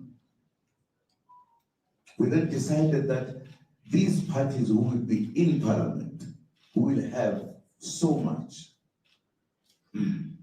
must those parties participate in the first period of the country to ensure that there would be no other war, no anything, so that we can work together rather than in the normal parliamentary things where people fight or argue.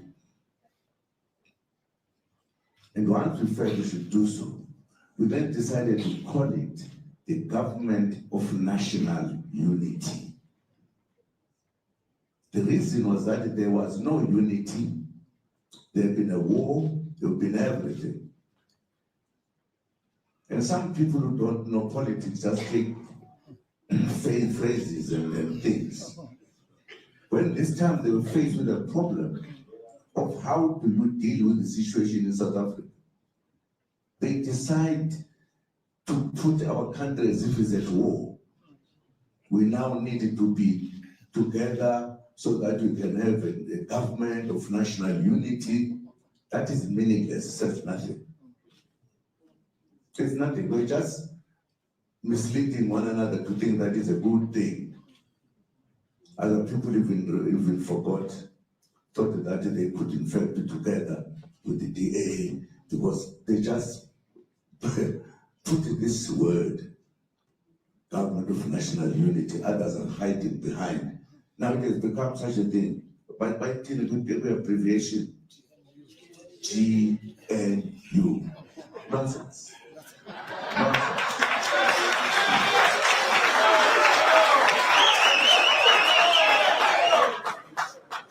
Now, if I was a journalist, I would have written a long article to help people here understand that it's just a fake.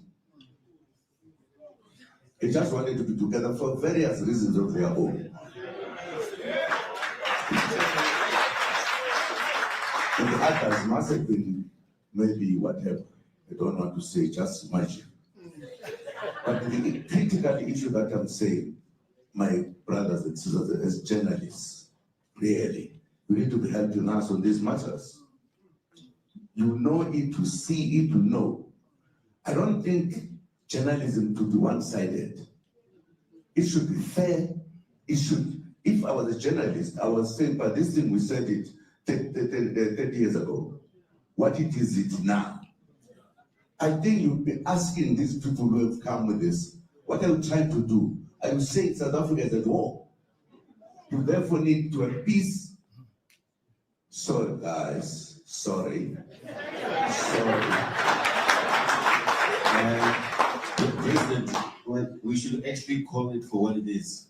The ANC has joined the Moonshot Pact of the DA. Okay, thank you very much. I did not want to say I'm rude.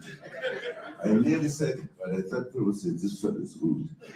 But we saw it, there was no ANC when the name came. Huh?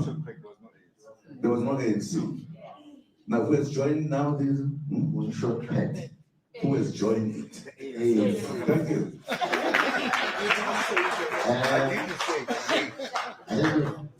We've responded to all the questions, and we will take the last bite. Okay, we'll start number one. In fact, let's do it like we did the last time.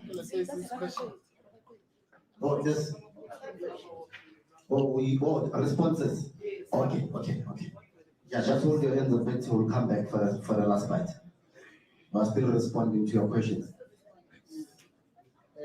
Just give them the mic. Who's responding? Oh, we said there's a question that is not responded to. What is the question?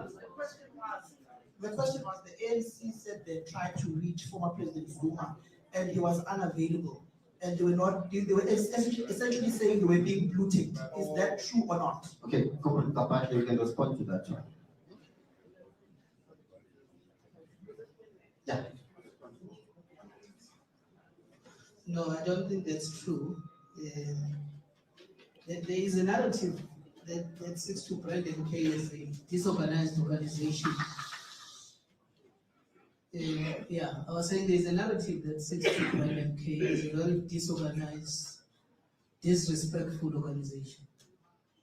You can get it from that sense where they said they reached President Zuma, but he did not respond. And they say he blue ticked them. But it's the same narrative that you get from KZN, as if we are inexperienced to look to engage and then stood people up. It's a wrong narrative. The president doesn't negotiate on our behalf. There is a negotiating team that was actually appointed as led by Comrade Kosnati. They were the ones that were engaging with the ANC and any other party that we felt we needed to engage with.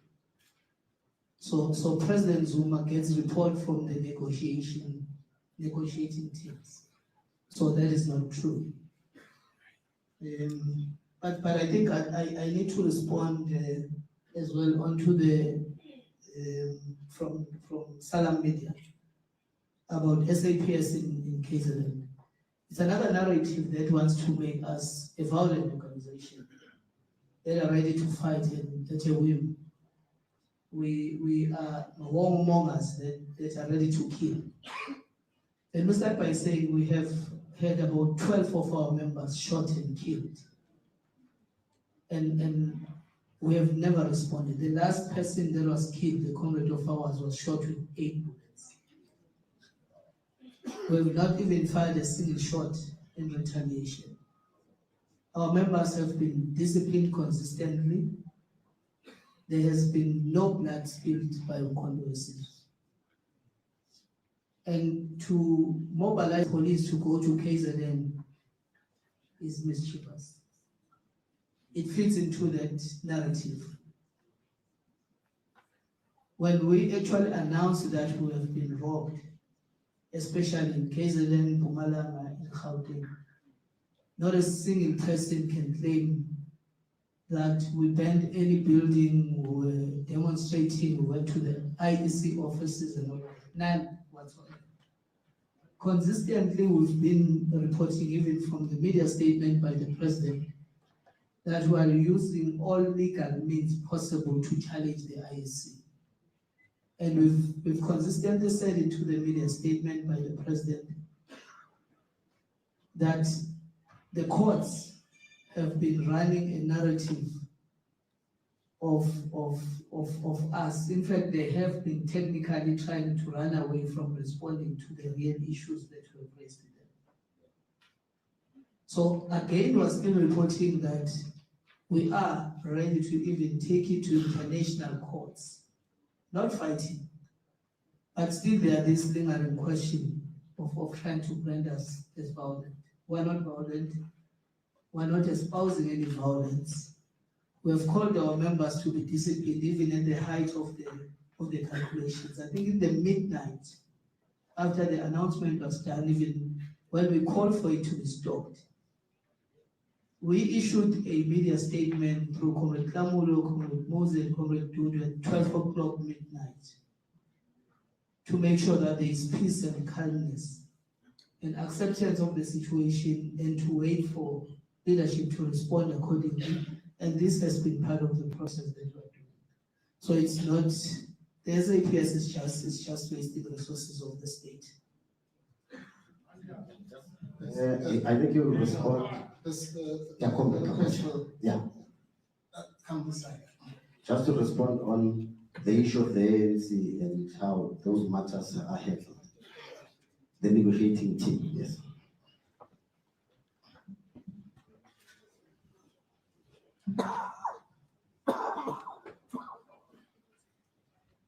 As long as umphathi ohlelo ngizongixolela ke mina, I'm a product of Bantu education, so I don't speak English after 4 p.m.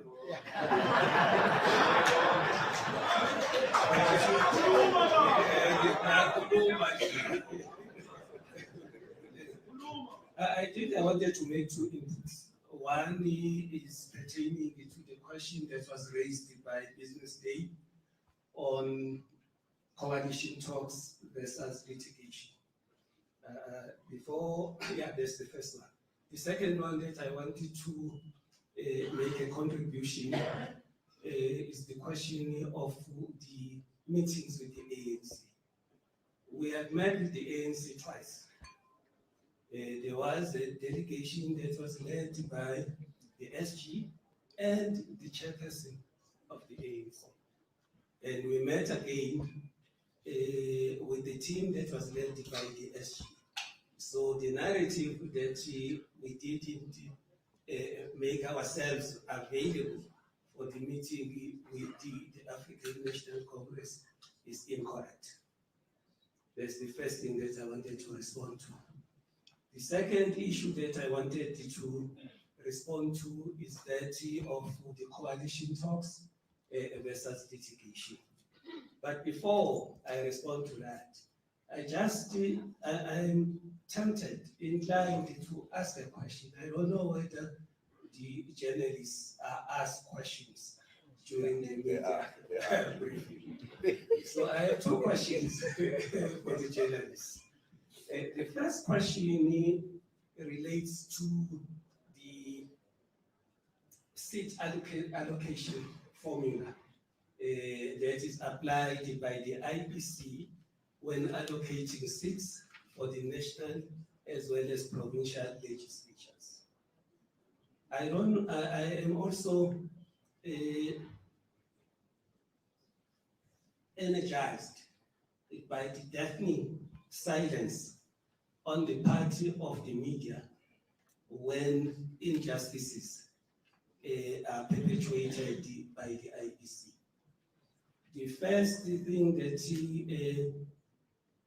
pains us as the MK is that if you look at the KZN as an example, the KZN legislature as an example, there is Party X that has been given 1 seat that they didn't qualify to get.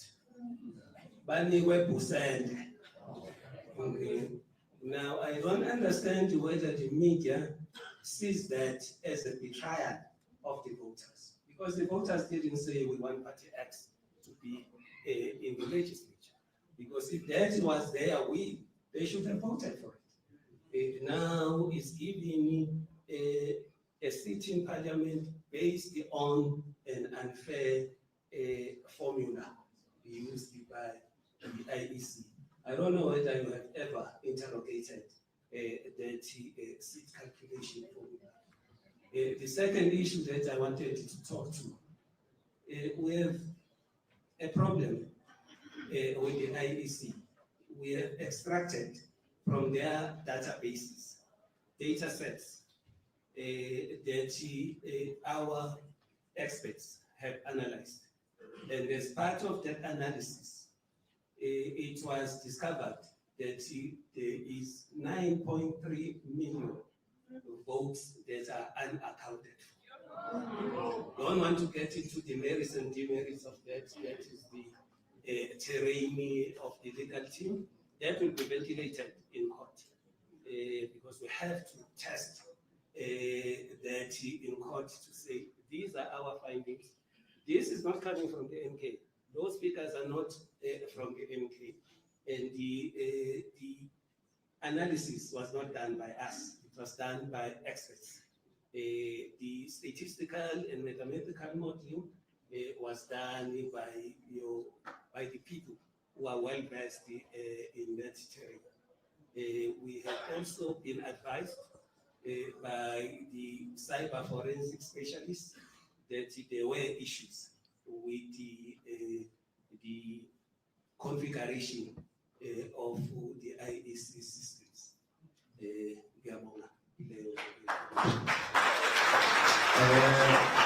So I'll be taking the last bite, but please, our colleagues from the media, just be very brief in your questions now because it's Kata. So this is the last round. Let me know what I see. One, number two. I think we have two hands now. Okay, thank you.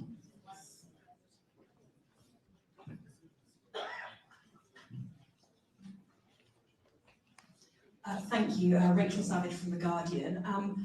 So the Progressive Caucus in the National Parliament, does that mean that the MK will be working with the economic freedom fighters and the other parties that you've mentioned? How many seats does this Progressive Caucus command, and how formal will this arrangement be? Will you all be voting on the same issues? Is there a signed agreement? Any more details on that would be much appreciated. Thank you. Last one. Okay. On the question of seeking revenge against Ramaphosa, is it for the people or is it for personal gain?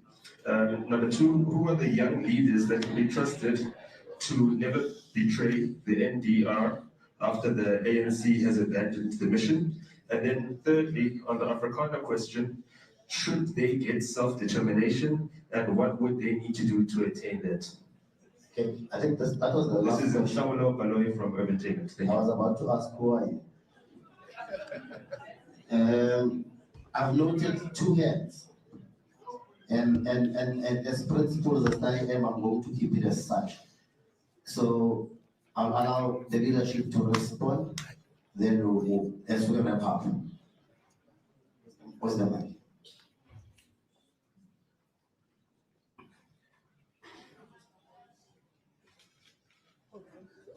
Yeah, I can respond to these two questions. Yeah. Did you capture them? Yeah, I did. Thanks, Chair.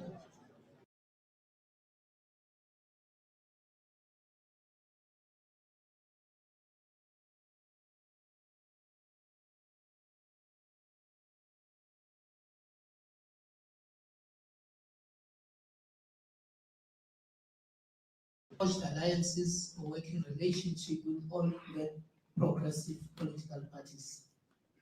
Specifically, we said those that are on the left.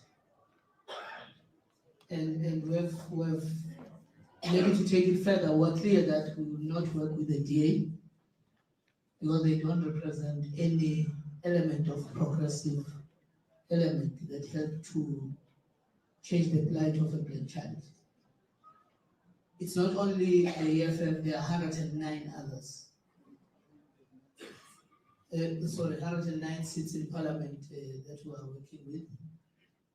Among them, EFF, UDM, ATM, PAC, Jama, and. So that is number one. And we're hoping to cement this relationship and consolidate it inside and outside of Parliament. I think as part of the statement, you will note that we said the President, after he has met these parties, developed a program. We'll announce that program that seeks to consolidate our people, to make sure that we capture the 6 million voters that we could not capture in these elections, even though we were robbed. So that is an ongoing work. Part of the team that is here in front are part of these political parties that we are working with. We further outline that we will be having what we call a patriotic front of all these progressive parties as part of our work going forward. The second one is what you call the abandonment of the National Democratic Revolution. Was that the question? I think we subscribe to the notion of the National Democratic Revolution, but we also are specific to say the motive forces of the revolution are blacks. And we are very clear in saying those people that are black are those that were disenfranchised by apartheid and colonialism. And therefore, as part of our work, we will consolidate. And we are clear in saying the ANC abandoned it. Hence, we have categorized the relationship between the ANC and the DA as a moonpeg shot, aimed at benefiting the leaders of the ANC, not necessarily poor South Africans that still look for a true liberation in terms of the financial and economic freedom. And therefore, we can clearly say the ANC has lost its title as a leader of progressive black political parties until people within the ANC are able to stand up and in the ANC of this vote and elements that have sold the revolution to the white establishment, in particular, the Stellenbosch. Thank you. Thank you very much. I think that there are two things that the President emphasized or actually spoke about. The objectivity of the media in terms of your reporting. But also, we are also reminded of our not too distant apartheid colonialism memory. That indeed we are now reliving the trauma of apartheid. And the media ought to play a role in objectively reporting to the nation. But also to say, Happy Father's Day to the father of the nation.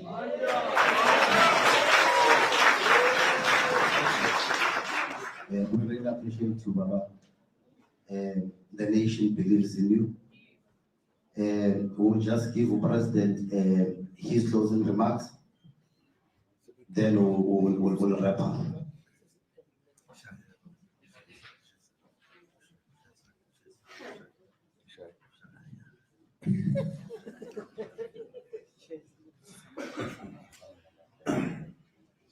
No, thank you, Patrick. Thank you very much indeed.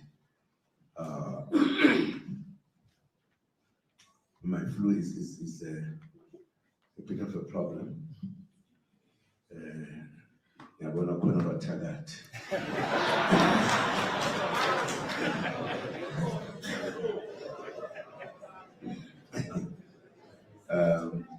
No, thank you for the opportunity. I had wanted to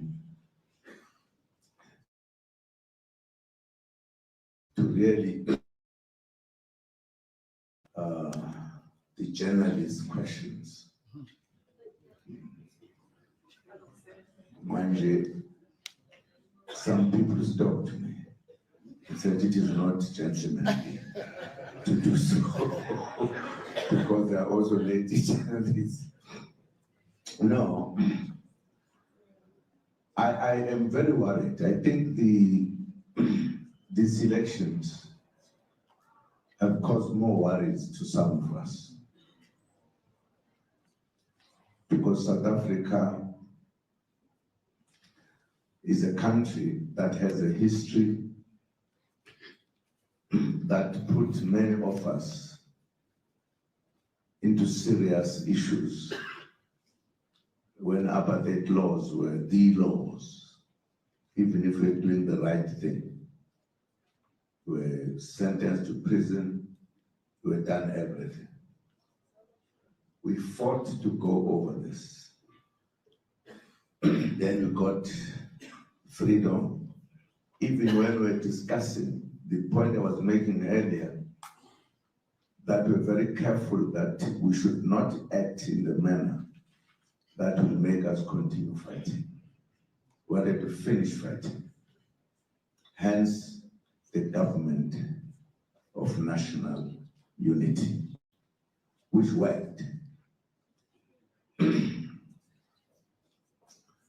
were a country that came from, it was not just a country with no democracy.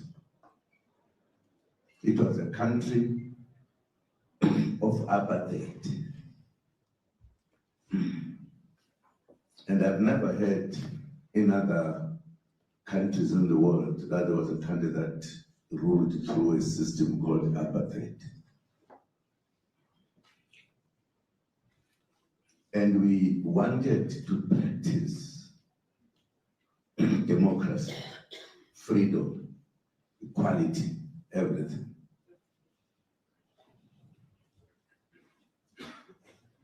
Down the line, 30 years into our democracy, or into our freedom, I shouldn't say democracy, into our freedom, we reach a point where, for the first time, there is elections that have such problems for the first time,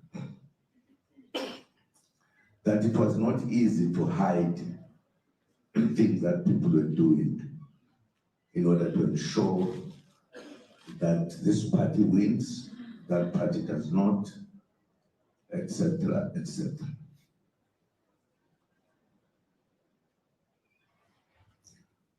I asked myself when the IEC, when complaints were brought by a big number of political parties, when they were saying, here are our complaints. And as soon as this was said, the IEC immediately organized you guys to send a message that that will never happen. We are doing it tomorrow, come what may.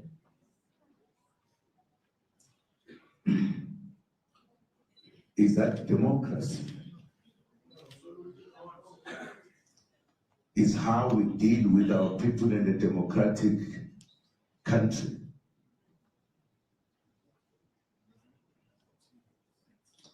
Do the IEC has a right to veto us as political parties who participated, who are not happy, who say the elections were not free and fair?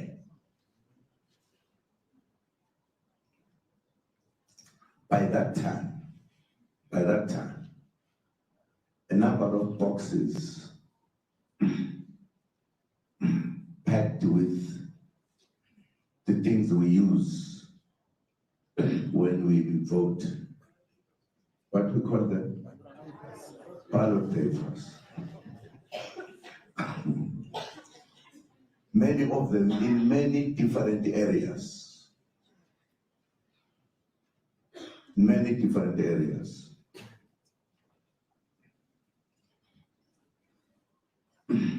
In democratic countries, the media is the first to point at the wrong things and point very seriously. Why were you guys so silent?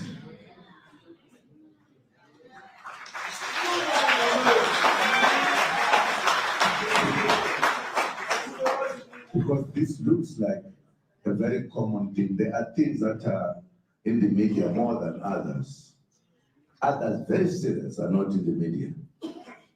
For an example, when the IEC leader said, we are going on, when we had already asked them not to rush until we deal with what we call problems.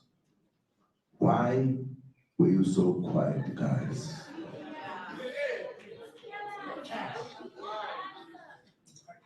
Because we who are generally on the receiving side notice these things.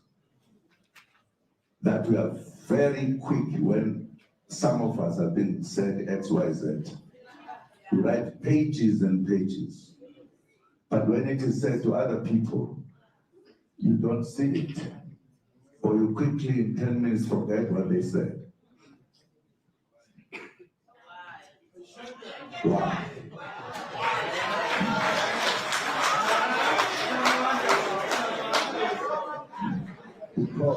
Because in some places, the media helps to ensure that democracy, no matter who, is respected, exercised. But in South Africa, it is the other way around. Some of us, even if you just coughed, it's a big story. That Zuma coughed in front of the kid. Big news. I don't think when courts, for an example, you bring your case, they don't even look at it. They say, sorry, we can't even take it. Because it is our right as citizens. Here, the IEC is where it is because it is employed by us, the country, to help counting and doing it correctly. That's how it is. They are not our bosses to tell us what to do, what not to do. Theirs is to count our votes with the citizens. And if we believe there is something wrong, it is our right that we tell them, and they must act and solve that problem before they announce that this is yet. And you can imagine this time around, I'm sure the word that is normally used, these elections were free and fair. I'm not sure whether they did say it. Did they? At the media, what did it say? Did they see what was happening in the media? The stealing of boxes and all?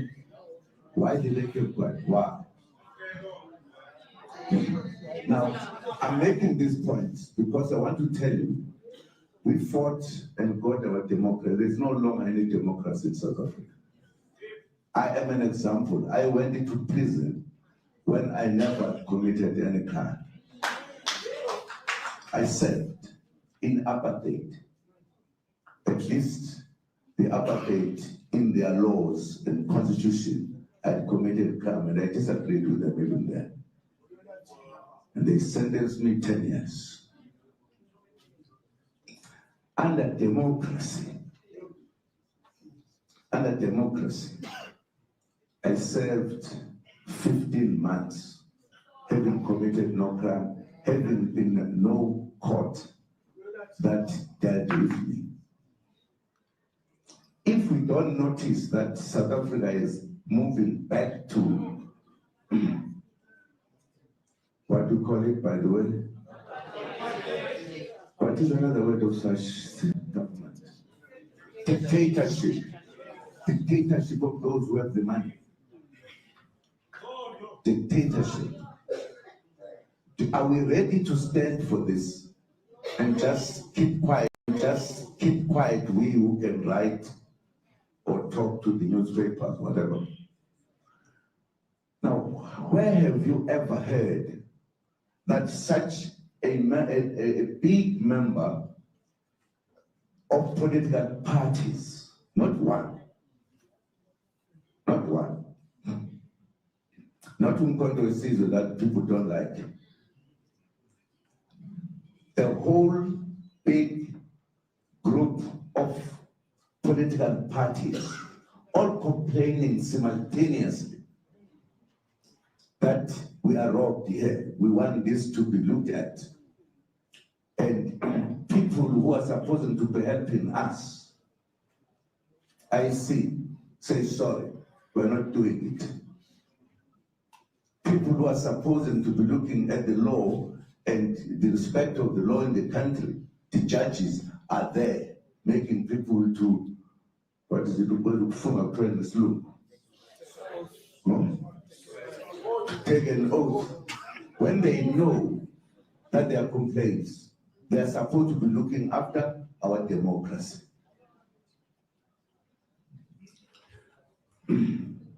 Now, nobody, for an example, I'm not sure whether I've heard, maybe at times I don't read the newspapers, because who has raised the issue about the number of political parties who are not happy with the decision of the IEC? Who?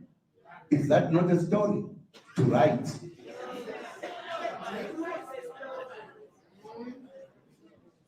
Are you part of the democratic country? Because democracy does not allow such things.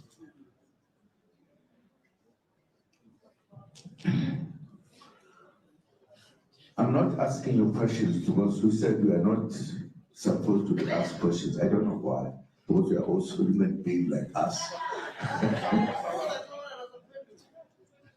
Nah, sengibuzile. Sengibuzile Pedro.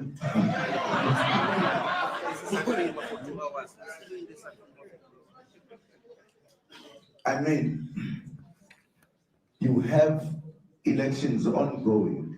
Suddenly, the machines have crashed. There's been no investigation from the real what to call it? Investigating terrorism. Terrorism.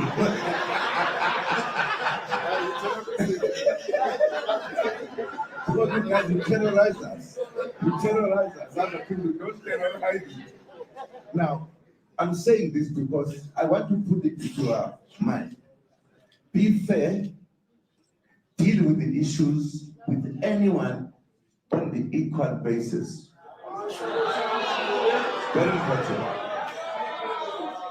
At least Madam, this is putting this. Now,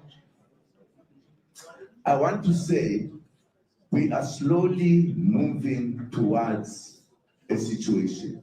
There are people in South Africa, if they commit no crime, but they get charged, everything happens. We have an example of a leader of a party this side. What is it? It's called, what is her name, by the way?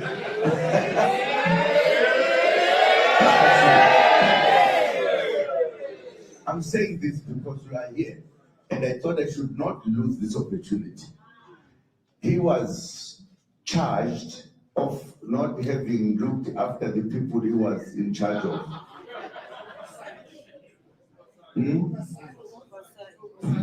Yeah, it's called oversight, but that's what it is in the system.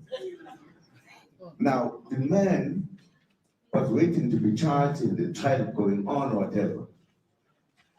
Then you have the head of state whose home is found with a mattress full of money. Even his organization does not chase him out, but they chase a man without being found guilty of any evidence. That's how you guys report. And to make it easy, the judges says, no, the man, there's no wrongdoing here. But everybody who keeps the money above what is, he gets discharged, he gets charged, arrested. But others, we have got a democracy that has eyes. The people they see when they commit, even if they didn't, there are those they don't see, even if they commit crimes. I'm making this point because we are sitting here today. We ought not to be here. IEC should have taken our complaints, which are very heavy and serious. They decide not to do it. In our country, we can do it, no problem. In democratic countries, we cannot do it. Where is democracy? We who fought for democracy feel strong about it. Because we suffered. We went to prison, we went to exile, we were called all names. I don't see why you know exactly what has happened to these elections. Very little reporting about it. That's not democracy. Democracy says no one must do something wrong and be left because of her positions, of her money, or whatever. That's not democracy. Now we've got it to go, and I want to tell you what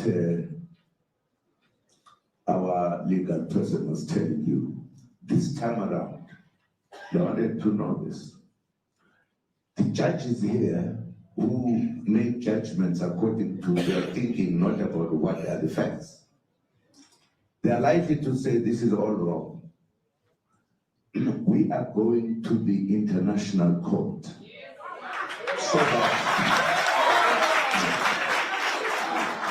so that this country does not have the South African judges doing so. Judges who get angry and sentence you because they hate you. We are going to the judges that look at things, look at issues. We are going there. It's fine that people are in government now, and I hope they did not commit anything wrong, because we're going to dig and dig and dig until the truth comes through.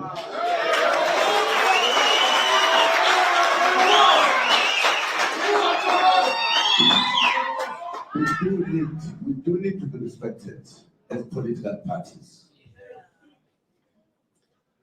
You cannot, as a country,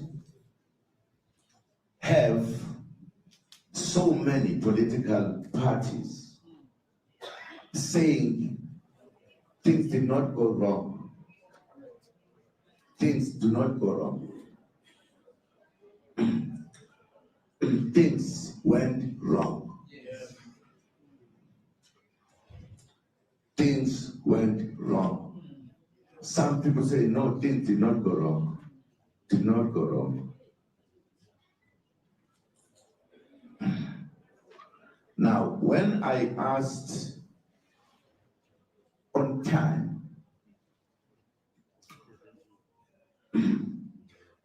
those who handle our votes, they see, don't rush.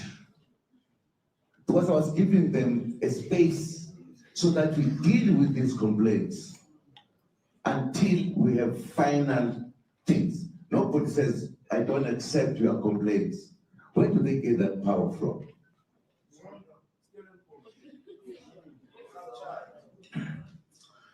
Now, if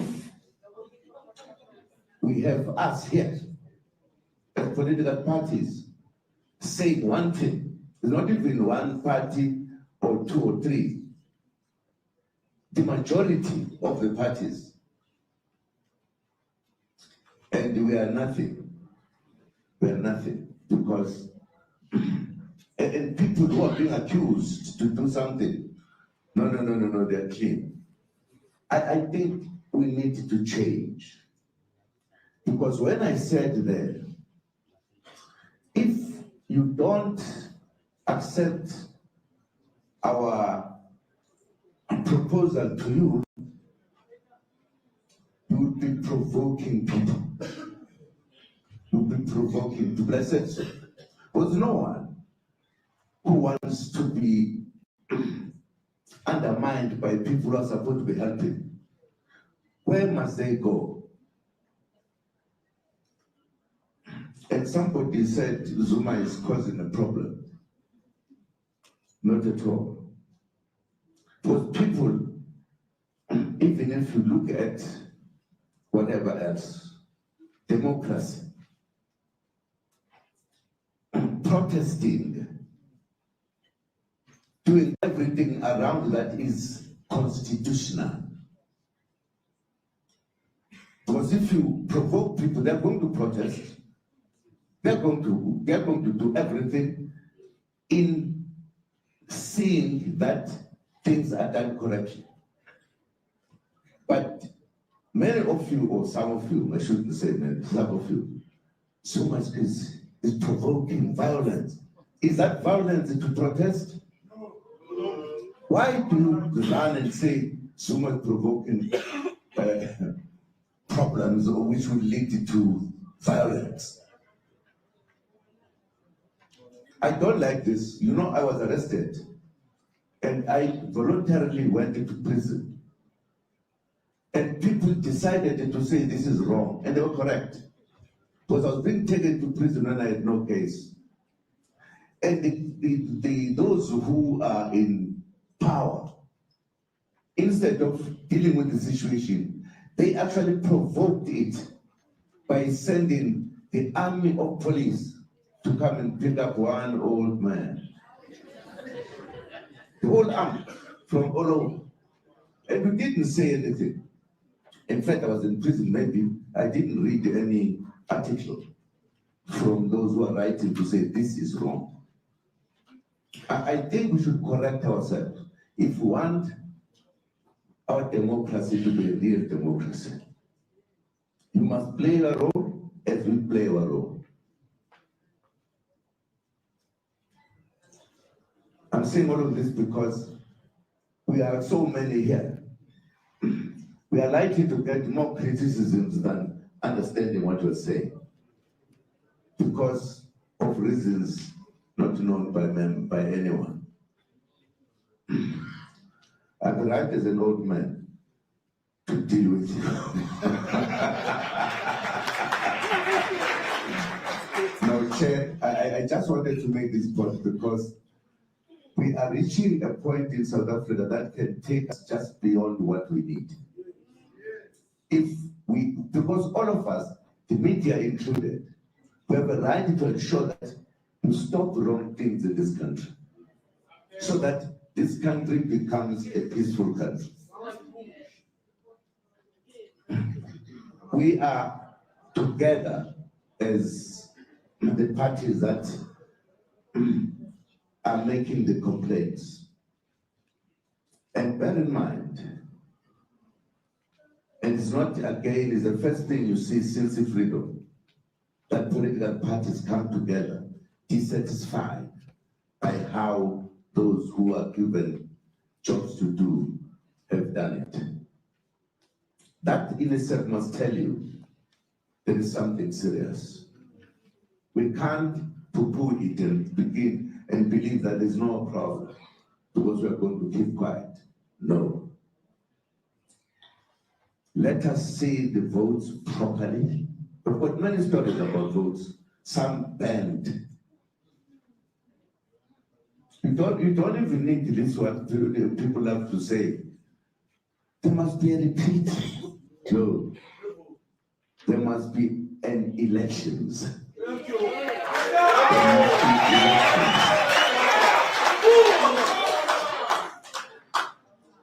Not any other thing. No IC must dictate on us. They count us, they count our votes. They are paid for that out of our money. We cannot just be put aside, don't worry, we don't accept this. Why? If we said all of us, we don't accept the county, what will that be? We must respect one another. If we want peace in this country, we all want peace, but you can't say one peace and provoke violence. Because you're making people angry. Why do you do so when you're given a job to help?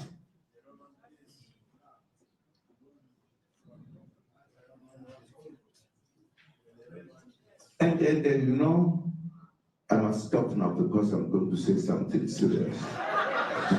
Thank you very much.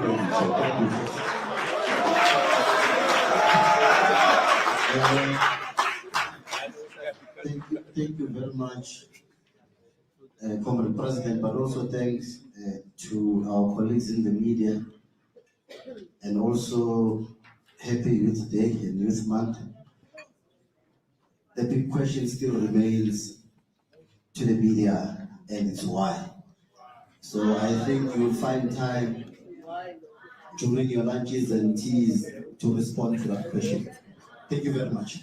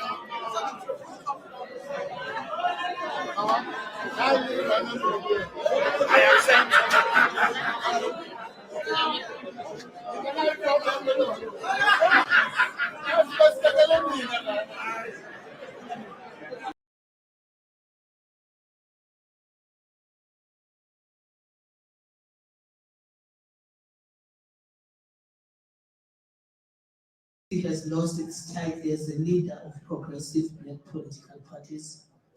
Until people within the ANC are able to stand up, and in the ANC of this world, and elements that have sold the revolution to the white establishment, in particular, the Stellenbosch.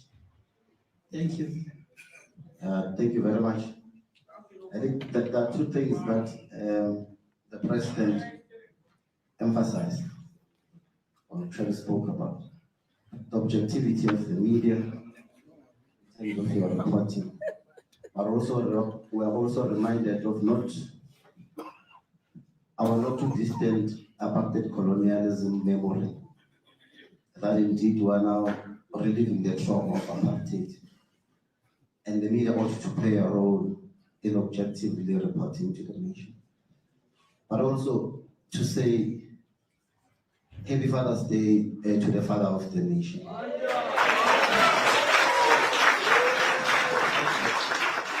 We really appreciate you, Baba. The nation believes in you. We'll just give the President his closing remarks. Then we'll wrap up.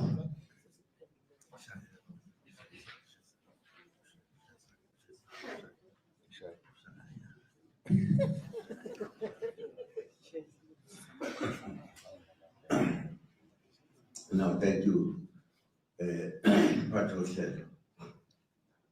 Thank you very much indeed.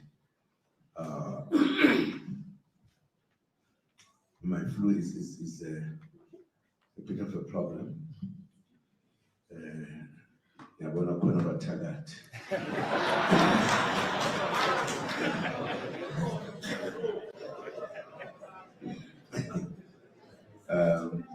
No, thank you for the opportunity.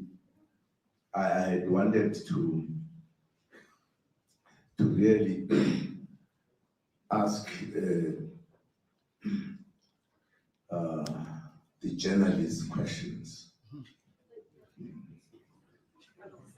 Manje, some people stopped me and said it is not gentlemanly to do so because there are also lady journalists.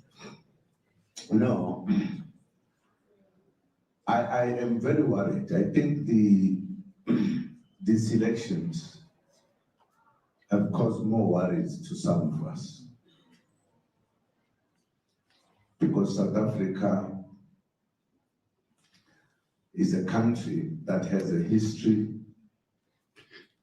that put many of us into serious issues when apartheid laws were the laws.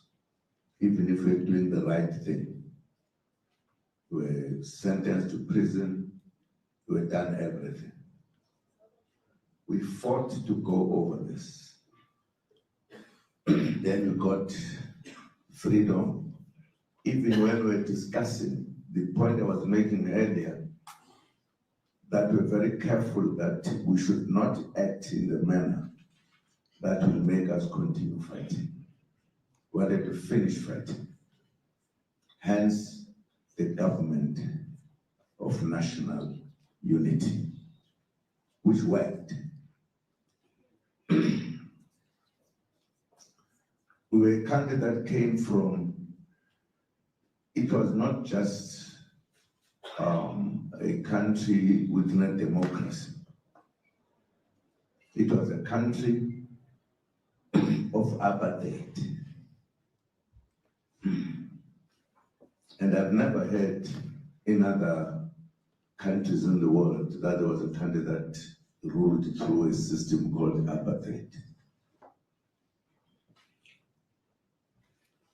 And we wanted to practice democracy, freedom, equality, everything.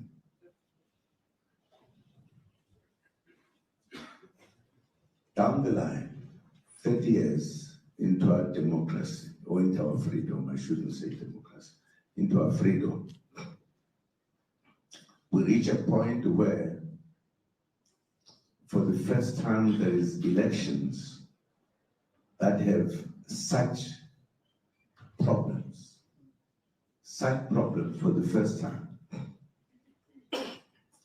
that it was not easy to hide things that people were doing in order to ensure that this party wins, that party does not, etc., etc.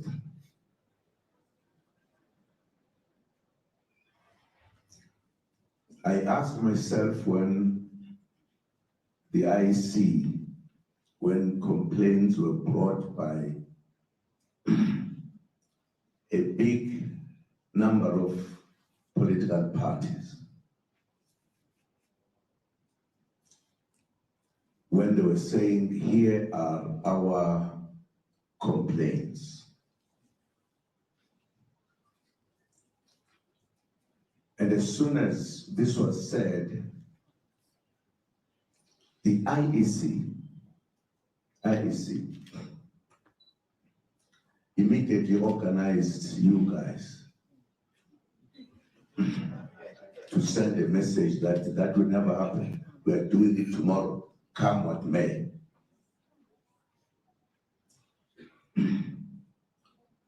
Is that democracy? Is how we deal with our people in a democratic country.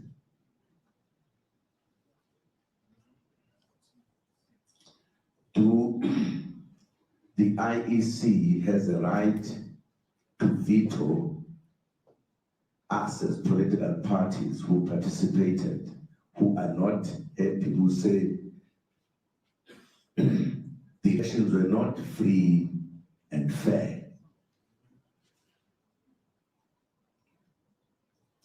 By that time,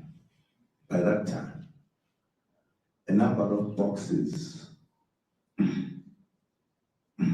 packed with the things we use when we vote. What we call them? Ballot papers. Many of them in many different areas. Many different areas.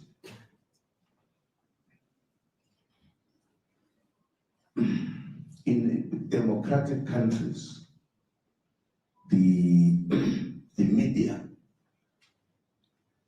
is the first to point at the wrong things and point very seriously. Why were you guys so silent?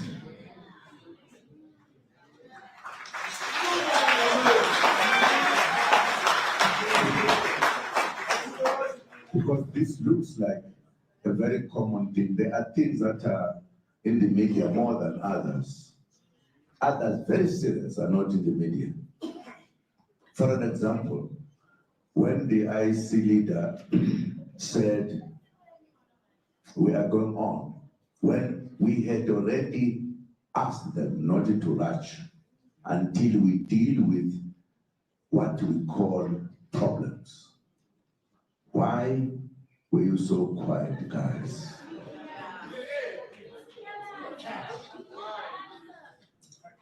Because we who are generally on the receiving side notice these things. That we are very quick when some of us have been said X, Y, Z. We write pages and pages. But when it is said to other people, you don't see it. Or you quickly in 10 minutes forget what they said. Why?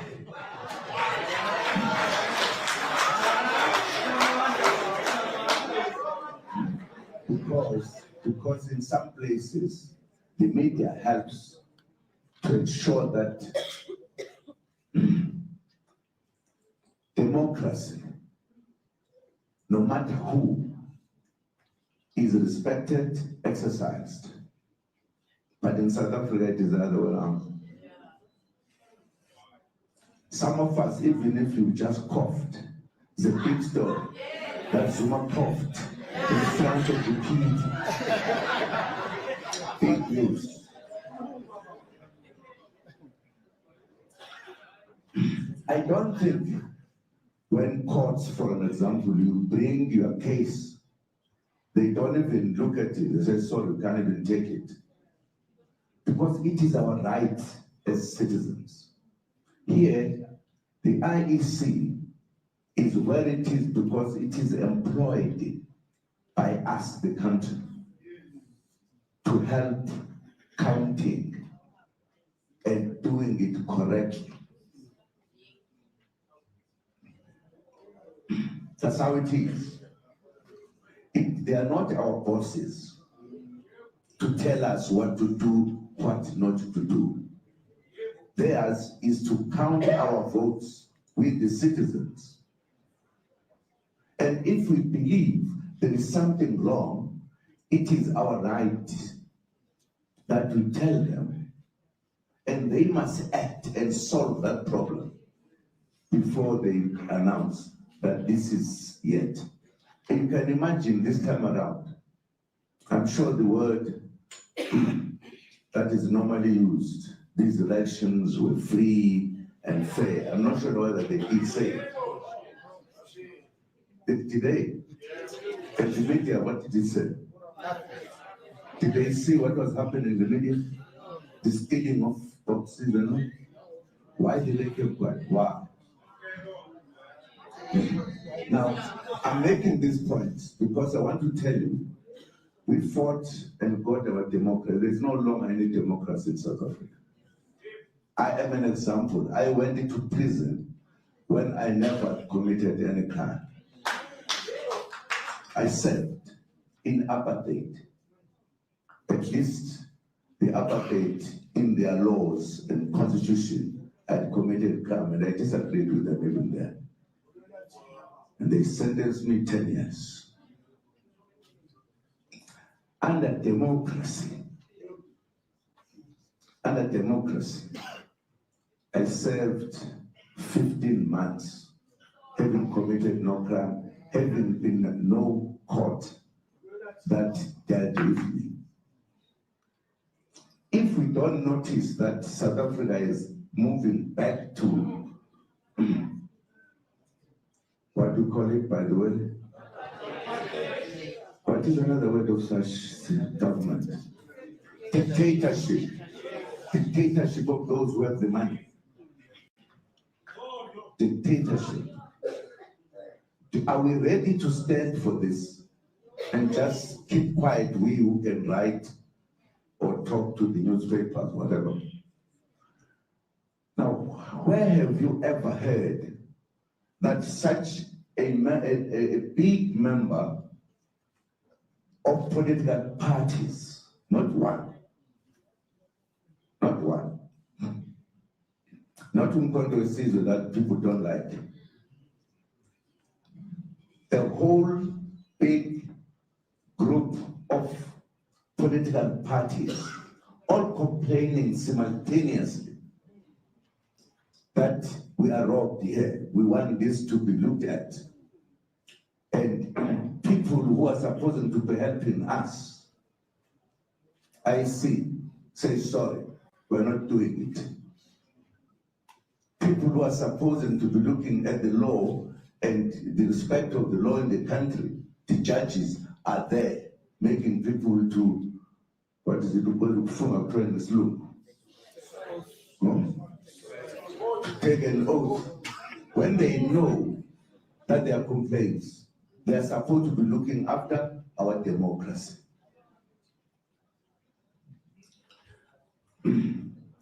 Now, nobody, for an example, I'm not sure whether I've heard, maybe at times I don't read the newspapers, because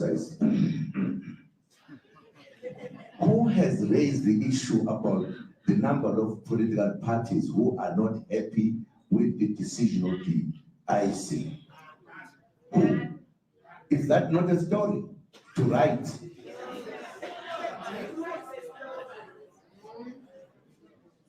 Are you part of the democratic country? Because democracy does not allow such things.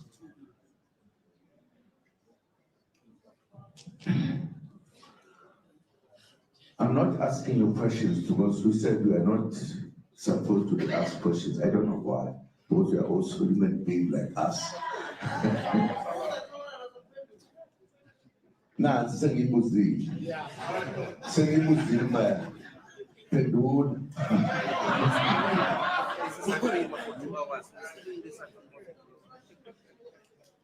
I mean, you have elections ongoing. Suddenly, the machines have crashed. There's been no investigation from the real what to call it? Investigating terrorism. Terrorism.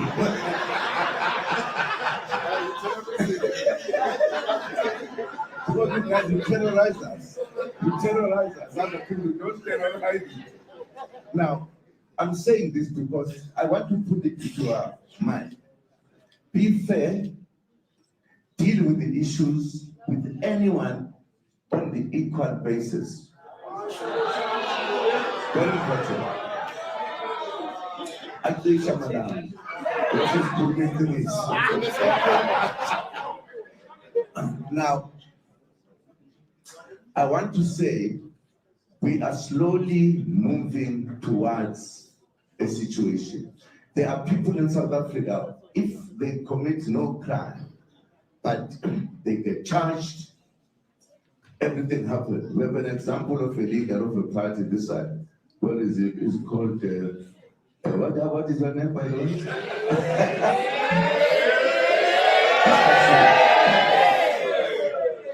I'm saying this because we are here, and I thought I should not lose this opportunity. He was charged of not having looked after the people he was in charge of.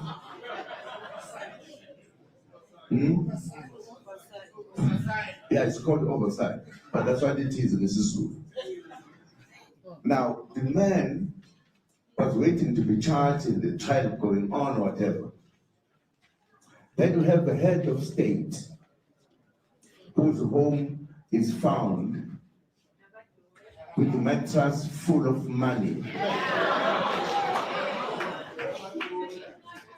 Even his organization does not chase him out, but they chase a man without being found guilty of any evidence. That's how you guys report. And to make it easy, the judges says, no, the man, there's no wrongdoing here. But everybody who keeps the money above what is, he gets discharged, he gets charged, arrested. But others, we've got a democracy that has eyes. The people they see when they commit, even if they didn't, there are those they don't see, even if they commit crimes. I'm making this point because we are sitting here today. We ought not to be here. IEC should have taken our complaints, which are very heavy and serious. They decide not to do it. In our country, we can do it, no problem. In democratic countries, we cannot do it. Where is democracy? We who fought for democracy feel strong about it. Because we suffered. We went to prison, we went to exile, we were called all names. I don't see why you know exactly what has happened to these elections. Very little reporting about it. That's not democracy. Democracy says no one must do something wrong and be left because of her positions, of her money, or whatever. That's not democracy. Now we've got it to go, and I want to tell you what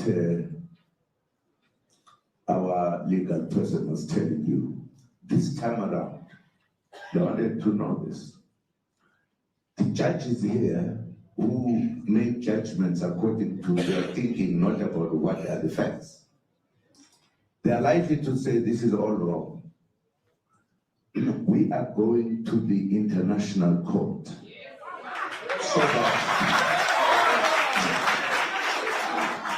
so that this country does not have the South African judges doing so. Judges who get angry and sentence you because they hate you. We are going to the judges that look at things, look at issues. We are going there. It's fine that people are in government now, and I hope they did not commit anything wrong, because we are going to dig and dig and dig until the truth comes through.